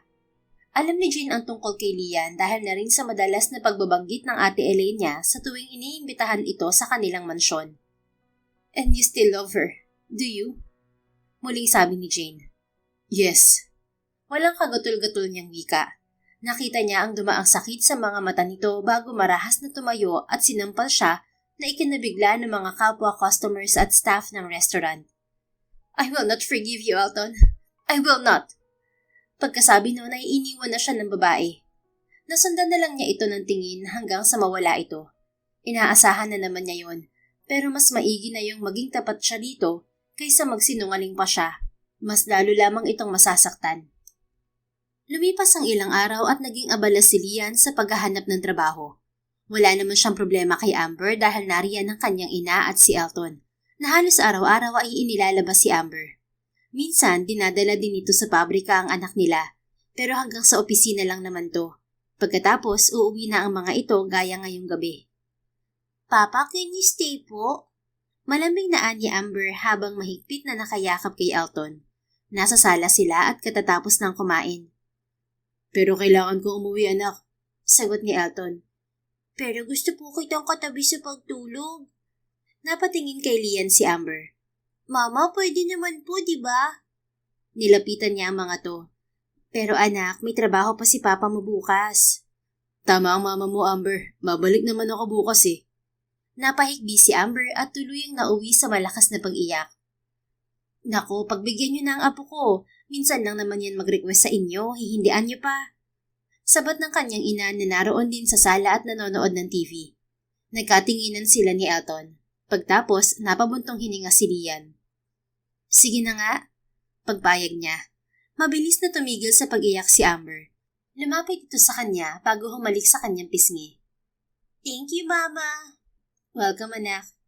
"Sigurado ka ba talagang okay lang dito ako matulog, Lian?" Tanong ni Elton sa kanya. "Oo, sige na. Samahan mo na siya sa loob ng kwarto ko. May gagawin lang ako. Saka nga pala, pasensya ka na kasi maliit ang kama namin." "Naku, okay lang. Unang beses ko makakasama sa pagtulog ang anak natin. Kaya kahit sa sahig pa ako matulog, walang problema." Dumais dito si Amber at hinila ang kamay. "Papa, halika na po. Sleep na po tayo." "Opo," sagot ni Elton. Pinagmasdan ni Lian ng mag-ama hanggang sa makapasok ang mga ito sa silid. Pagkatapos, itinuon niya ang pansin sa kanyang cellphone para maghanap ng hiring. May ilan naman siyang nakita at ang iba roon ay pinasahan na niya ng resume through email. Nang matapos sa ginagawa, saka pa lamang tumayo si Lian at pumasok sa kwarto nila ni Amber. Napatigil pa siya nang makita ang mag-amang nakahiga na sa kama. Noon niya na-realize na makakatabi rin niya si Elton, kaya biglang kumabog ang dibdib niya. Parang bigla siyang nakadama ng excitement na madali rin naman niyang tinaboy. "Tigilan mo yan, Lian. Alam mo kung hanggang saan lang kayo ni Elton." Sabi niya sa sarili bago sumiksik sa gilid ni Amber, malapit sa dingding. Matagal pa niyang pinagmasdan si Elton dahil nakaharap ito sa gawin niya habang nakayakap kay Amber. Wala sa loob siyang napangiti ng mapatitig sa maninipis, ngunit mapupulan nitong mga labi. Muling naalala ni Lian ang naganap sa kanila noon, kung paano nabuo si Amber.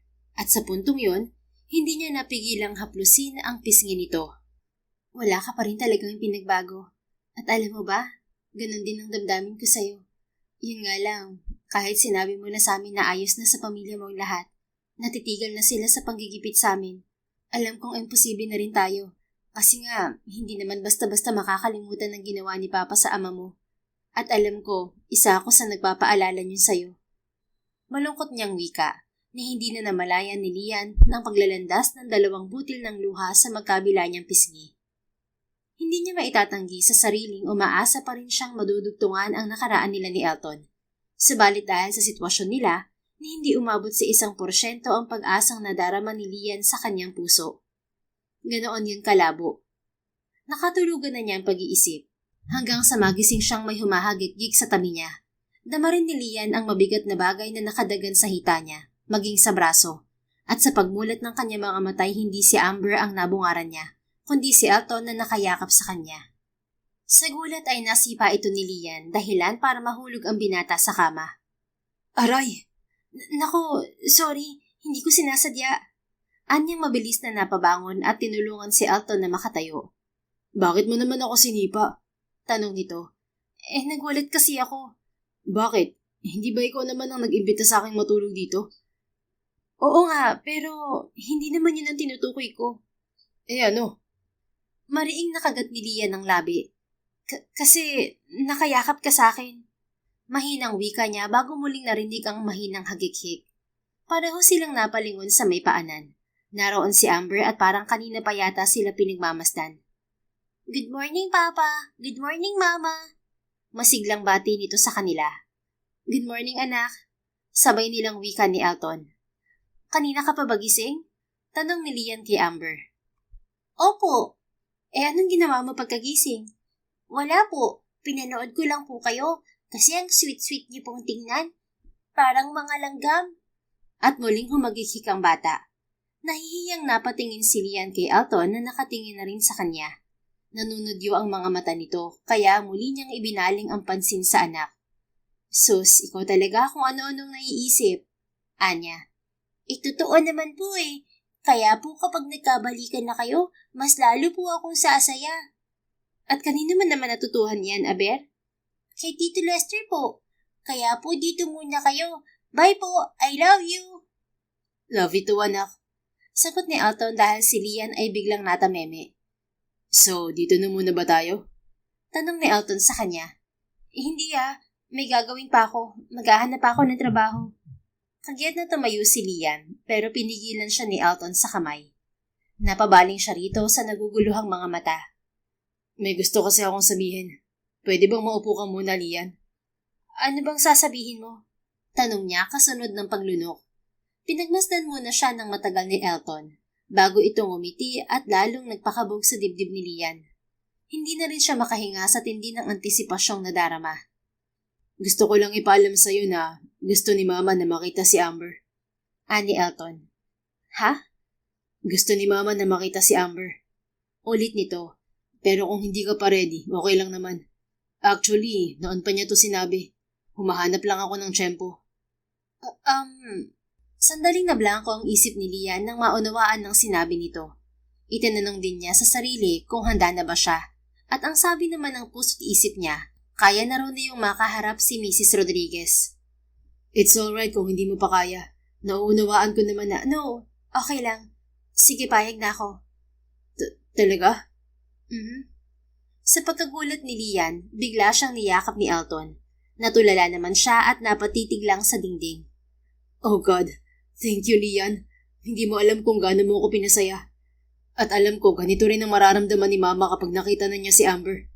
Anito saka siya pinakawalan. Thank you talaga. Thank you. Kiming ngumiti si Lian. Walang anuman. Pero gusto ko makabawi. Teka, bakit hindi ka na lang sa pabrika ko magtrabaho? Hiring kami. Hindi ba sabi mo mag-a-apply ka?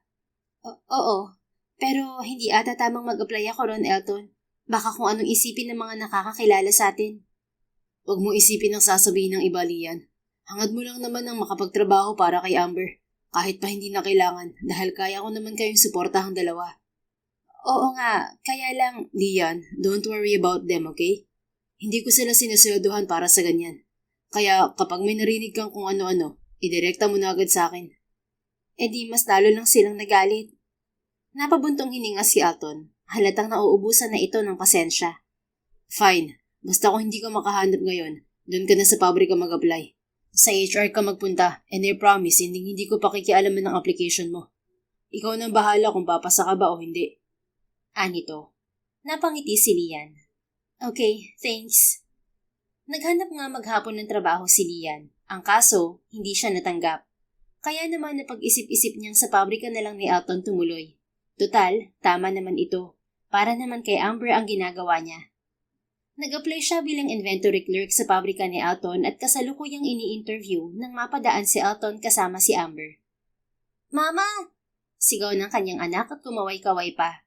Ang mga empleyado naroon ay nagpalipat-lipat ng tingin sa kanya at kay Elton. Nakaramdam naman siya ng hiya sabay baling kay Kate, ang interviewer nang umiti sa kanya. Tanggap na po kayo, Ma'am Lian. Pwede na po kayo magsimula sa Lunes. Anito. Ganun po ba, ma'am? Salamat po. Paglabas sa opisina ay eksaktong dumaan muli si Elton na buhat si Amber. Nilahad ni Amber ang 2 kamay nito sa kanya para magpakarga. Tapos na ang interview? Natanggap ka? Anong sabi? Sunod-sunod na tanong ni Elton. Tinapos agad na dumaan ka, natakot ata. Mukhang nahulaan agad nila kung anong connection nating dalawa nang tinawag ako ni Amber. Sus, huwag mo na silang pansinin. Sabi ko naman sa'yo, ako magpapasahod sa kanila. Oo na. Teka, saan ba kayo papuntang mag-ama? Sa office ko. Tara na. Pagdating sa opisina ni Elton, saka lang na-realize ni Lian na empleyado na siya ng binata, kaya kailangan niya maging profesional. Uuwi na pala kami ni Amber. Anya. Ha? Agad-agad? Hindi ba pwedeng mamaya na lang? Hatid ko na kayo. Hindi na. May trabaho ka pa at ayoko makaabala pa kami. Isa pa, gusto kong mag-me time muna kami ni Amber. Magsisimula na ako sa Lunes at gusto kong sulitin ng mga araw na hindi pa ako busy. Ganun ba? Oo. Binalingan ni Lian ng anak na tahimik lamang habang hawak ang iPad na binili ng ama nito. Nagko-coloring ito roon na pansin niyang isa sa hilig nitong gawin. Amber, gusto mo bang magpunta tayo sa mall?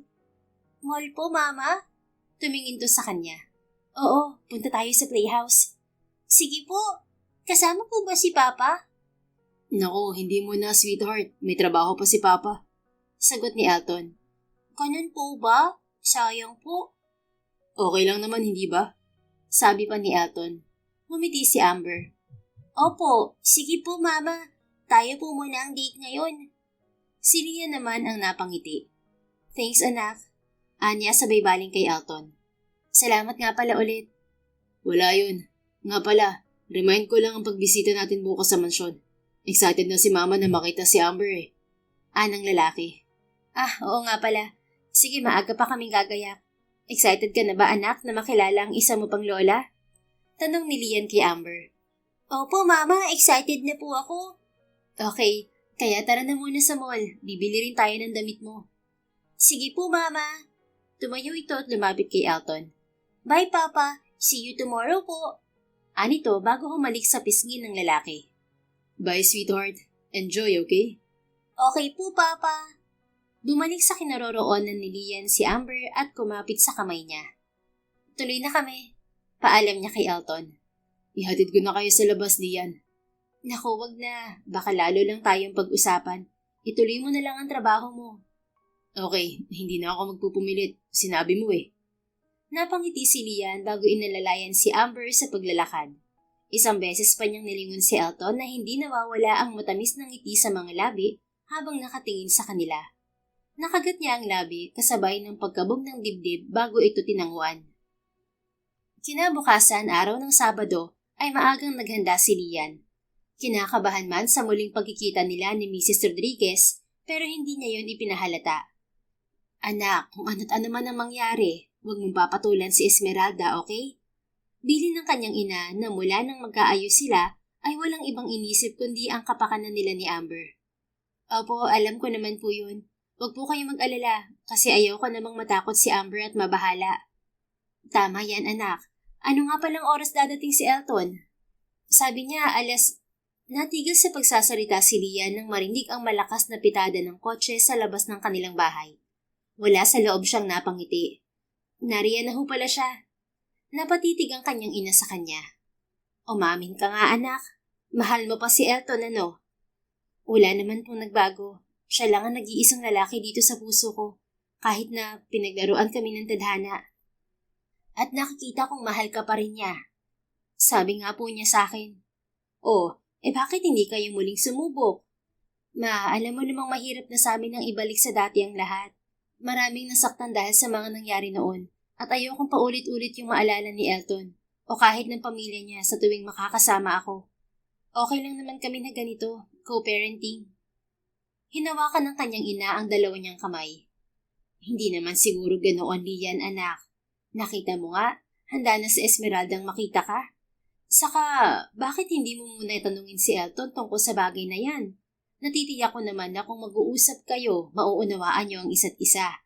At hindi man maibabalik sa dati ang lahat, sigurado ako mas magiging matibay ang samahan niyo sa ikalawang pagkakataon dahil sinubok na kayo ng tadhana.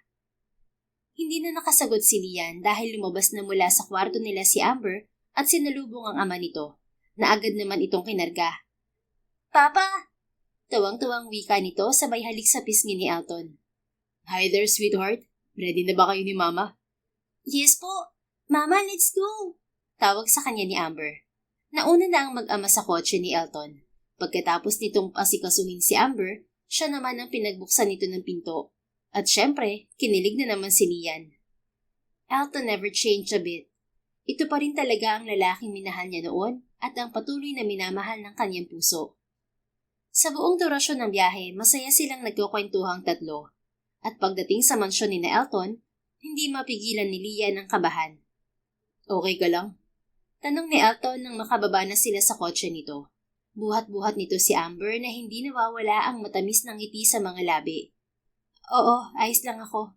Sagot ni Lian na ipinahid pa ang namamawis na kamay sa suot na pantalong maong. Kung ganun, tara na. Nagulat siya nang walang pasabing hinawakan ni Elton ng kanyang palad. Mahigpit yun kaya hindi na siya nakaiwas pa. Pagdating nila sa loob, naroon sa sala si Elaine. Tita Elaine! Masayang tawag ni Amber sa babae. Agad naman itong pinakawalan ni Elton at patakbong tinungo ang tiyahin na madali namang sinalubong ang anak nila ng isang mahigpit na yakap. Hi sweet girl, namiss kita, sabi ni Elaine. Ako rin po. Namiss rin po kita, tita. Sana po next time punta po kayo sa bahay tapos play po tayo. Ganun ba? Sige, basta ba payag ang mama at lola mo eh. Opo naman. Hindi ba po bati na kayo? Ngumiti si Elaine dito. Yes, we are. Huwag ka mag-alala, Elaine. Welcome na welcome ka sa amin. Singit naman ni Lian. Tumingin to sa kanya. Salamat. Nasan nga pala si Mama ate? Tanong ni Elton dito. Nako, nasa kusina. Abala dun kasi ipinaluto niya lahat ng paborito nitong si Amber. Sagot ni Elaine. Talaga po, tita? Oo. Excited ka na bang makilala si Lola? I think darating din ngayon ng Tito Ethan mo. Opo naman. Excited na po akong makilala sila. Nakangiti lang si Lian at Elton habang pinanonood si Amber at Elaine. At habang tumatagal, nagiging at ease na siya. Subalit muling bumalik ang kaba sa dibdib ni Lian nang lumabas mula sa dining area si Mrs. Rodriguez. Hello po. Kiming bati niya nang unang maglanding ang mga mata nito sa kanila ni Elton. Tumingin ito sa magkahawak nila mga kamay. Bigla niyang nahila yon, pero hindi naman siya binitiwan ni Elton. Wala rin siyang nabasang kahit na ano sa mukha ng may edad na babae, kaya napabuntong hininga na lamang siya. Ikaw na ba si Amber? Tanong ng ginang habang nakatitig na sa anak nila. Hindi nakaligtas sa mga mata ni Lian ang pangingilid ng mga luha nito. Umalis naman sa tabi ni Elaine ang kanyang anak at marahang lumapit kay Mrs. Rodriguez. Opo, kayo po ba si Lola Esmeralda? Magalang na tanong nito. Sa kauna-unahang pagkakataon ay ngumiti ang ginang. Ako nga, at ikaw ang apo ko. Kaganda mo namang bata. Kasi po nagmana po ako sa mama ko at sa inyo rin po. Kasi po ulit, ang ganda-ganda niyo din po, Lola. Pwede po bang pahag at pakis po? Nagkatinginan silang tatlo ni na Elton at Elaine. Hinihintay nila ang sasabihin ng ginang. Of course! Halika apo! Excited na binuhat ni Mrs. Rodriguez si Amber. Agad namang humalik sa pisngi nito ang anak nila at yumakap. At kitang-kita nila ang pagluha ng matanda. I'm so sorry, apo. I'm so sorry. Mahinang wika nito. Napalapit sila rito. Okay lang po, Lola. Ang mahalaga po ngayon, love-love na po ulit tayo at hindi na magpa-fight. Kasi bad po yun eh. Nakangiti sagot ni Amber na nangingislap ang mga mata. I know, apo. I know that Lola became bad. Nadamay ka patuloy. Tapos na yun. Makinig ka sa apo mo. Let's keep it in the past and start to move forward, okay? Singit ni Elton bago pa mauwi na naman sa iyakan ng lahat. Tama po si Elton, Mrs. Rodriguez. Ang mahalaga po, unti-unti tayong naaayos dahil kay Amber. Sang-ayon ni Lian. Tumango ito sa kanya at nahihiyang umiti. Sorry, Iha. Sorry kung naging malupit ako sa iyo at sa pamilya mo. Kulang ang salitang patawad sa mga nagawa ko sa inyo. Naunawaan po namin yon. Ganoon naman po talaga kapag nasasaktan tayo. Pero ayoko nang maulit pa yon. Ayoko nang bumalik sa dati. Kaya sana mapatawad niyo ako. Wala naman po sigurong tao ang hindi makukuhang magpatawad kung sincero ang taong humihingi nito. Kaya wala po kayong dapat na ikabahala sa akin. Ngumiti siya sa ginang. Lumapit ito sa kanya na hindi binibitiwan si Amber. At sa pagkagulat niya, niyakap siya nito. Salamat. Kahit papano, natagpuan ko na rin ang katahimikan sa isip ko dahil sa sinabi mo, Lian, iha. Walang anuman po, ganoon din naman po ako. Tama talaga na kapag natuto kang tanggapin ang katotohanan at magpatawad, kapayapaan na magiging dulot nito sa'yo. Tama po. At sabay pa silang nagkatawanan na sinundan naman ni na Elaine at Elton. Si Amber na hindi pa masyadong talastas ang kanilang pinag-uusapan ay nakitawa na lang din. Pagkatapos niyon, inaya na sila ni Mrs. Rodriguez na kumain. Ito pa mismo ang nag-asikaso kay Amber na ikinatuwa niya. Nakikita ni Lian na wala talagang makakatanggi kapag apo na ang pinag-uusapan. Lahat ay posible, lahat ay napagbubuklod. Hindi na sila pinaalis ni Mrs. Rodriguez. Nakiusap itong doon na muna sila hanggang kinabukasan. Na hindi naman nahindian ni Lian, lalo't sa mga ayon dito si Amber. Nakilala rin ito si Ethan at sa tingin niya, biglang nagkaroon ng liwanag ang tahanang matagal ng binalot ng galit at kalungkutan. At lahat ng yon ay dahil kay Amber. Matulong lumipas sa mga araw at linggo at nakikita ni Elton na unti-unti ay nagkakaayos na talaga ang mga pamilya nila ni Lian. Yun naman talaga ang gusto niyang mangyari bago gawin ng nais, ang madugtungan ang kahapon nila ni Lian. Narinig ito ni Elton noong unang beses siyang matulog sa mga ito katabi si Amber. Ang akala niya, hindi na siya mahal ng dating kasintahan dahil sa pagpapahirap dito ng kanyang ina't kapatid. Yun pala, natatakot ng ito sa maaari niyang isipin. Subalit ngayong naghihilom na ang mga sugat sa puso nila, alam niyang pwede na ulit silang sumubok. Mama, dun po tayo. Hinilan ni Amber ang kamay ni Lian patungo sa playhouse. Nasa mall sila para ipasya lang kanilang anak. Oo na anak, sandali lang. Nilingon si Elton ng babae. Dito ka lang ba sa labas? Hindi, sasama na ako sa loob. Sige, ikaw ang bahala. Sumunod siya sa mag-ina at masaya silang nakipaglaro kay Amber. Kahit papaano, yun na lamang ang ginagawa niyang pambawi sa anak sa mga taong hindi siya kapiling nito. At ipinapangako niya sa sariling mananatili siya sa tabi nito habang buhay. O ano, saan naman tayo anak? Tanong ni Lian kay Amber pagkatapos maglaro. Pwede po ba tayong kumain ng ice cream, Mama, Papa? Oo naman, ikaw pa ay malakas ka sa amin. Sagot ni Elton. Yay! Mag-ice cream kami! Pumapalakpak na wika ni Amber. Binuhat niya ang anak hanggang sa makababa sila sa palapag kung saan naroon ang mga kainan. Subalit bigla siyang napatigil nang makita ang babaeng nakatayo sa tinutumbok nila. Bakit? May problema ba, Elton? Tanong ni Lian na katabi lang niya. No, wala naman. It's just that... Hinayon ni Lian ang tingin ng pinagmamasdan niya. Pagkatapos, muli siya nitong nilingon. Is that Jane?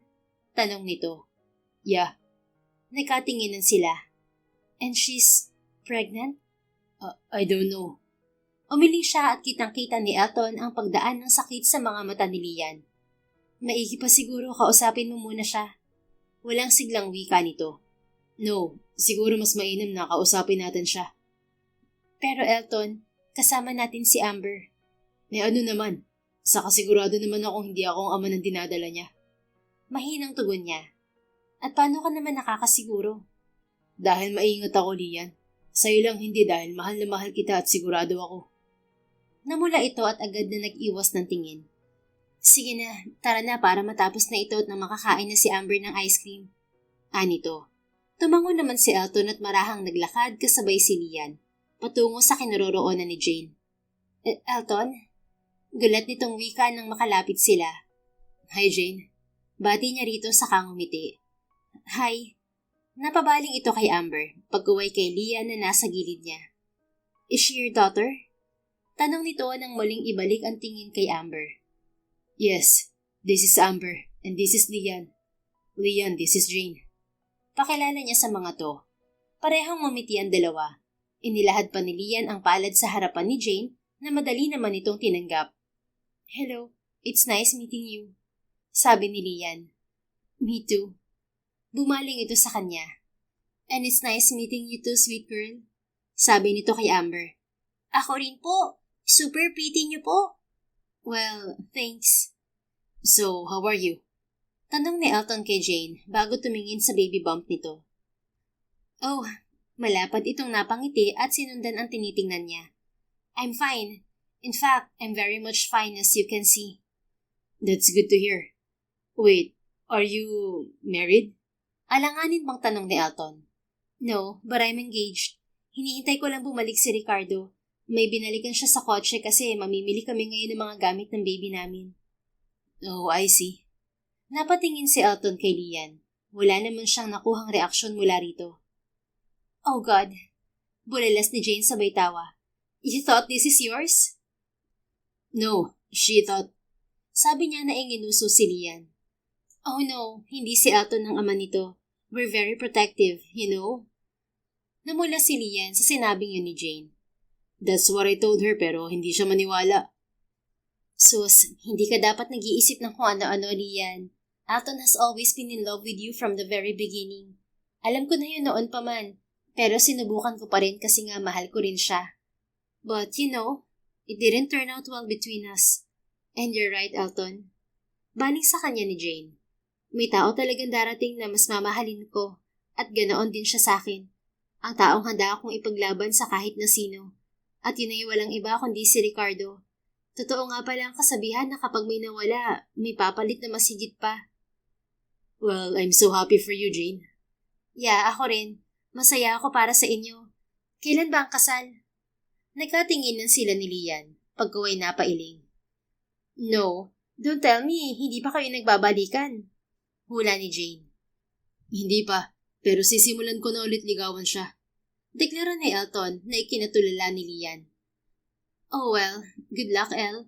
I'm sure magiging maayos ang kalalabasan ng lahat para sa inyo, lalo na't may chikiting kayong napaka-cute. At ang behave niya, ha?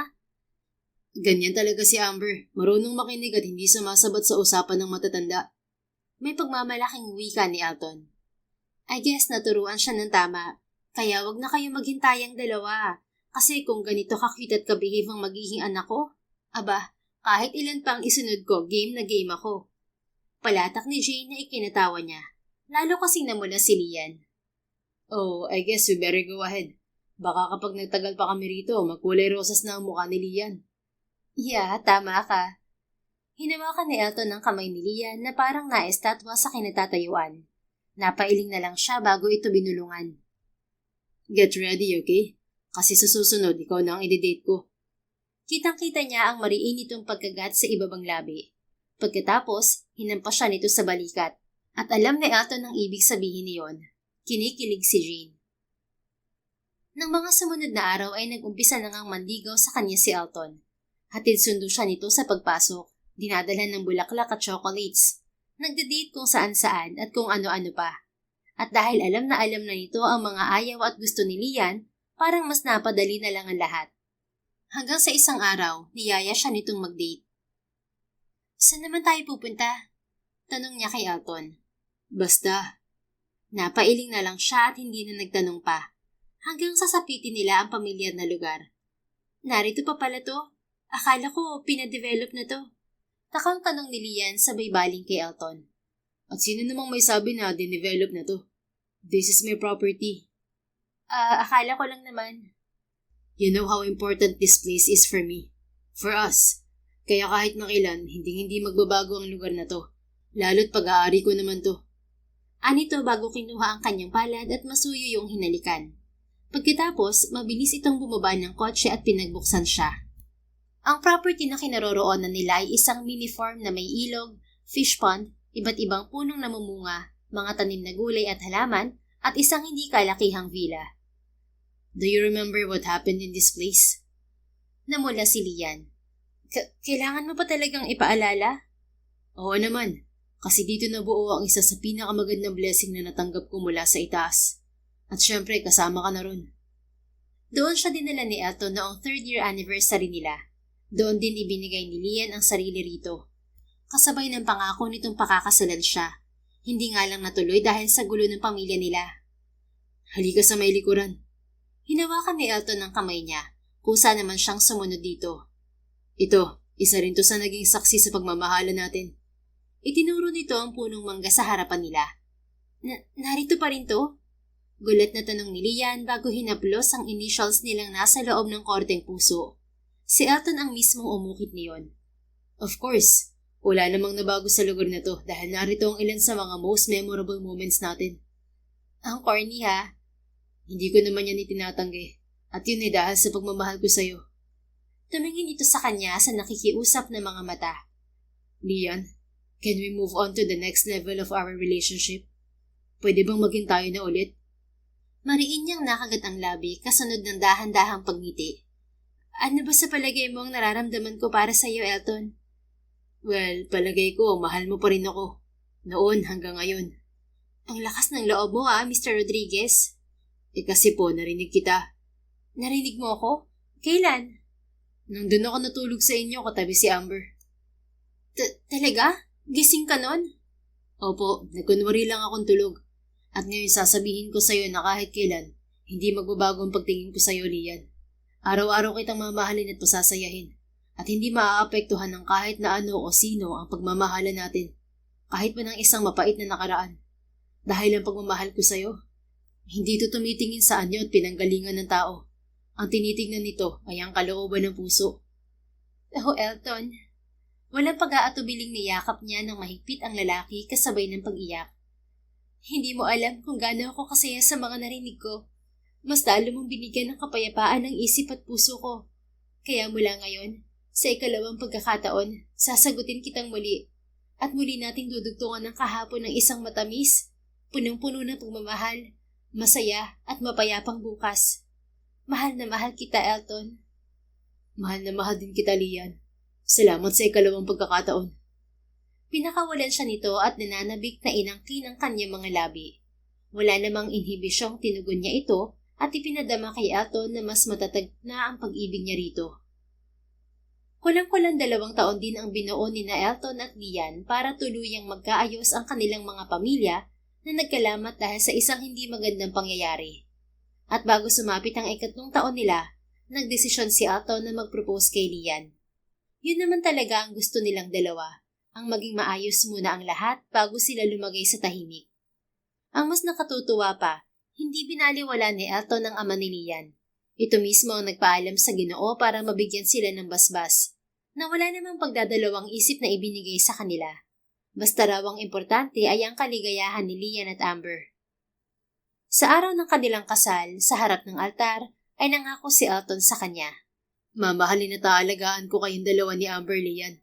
At syempre, our precious jewel, our little amethyst. Anito at hinaplos ang maumbok niyang tiyan. Hindi na ako makapaghintay pa na makasama natin siya, Elton. Ako rin, Lian. Hindi na ako makapaghintay na mayakap siya at makitang kasamang kalaro si Amber.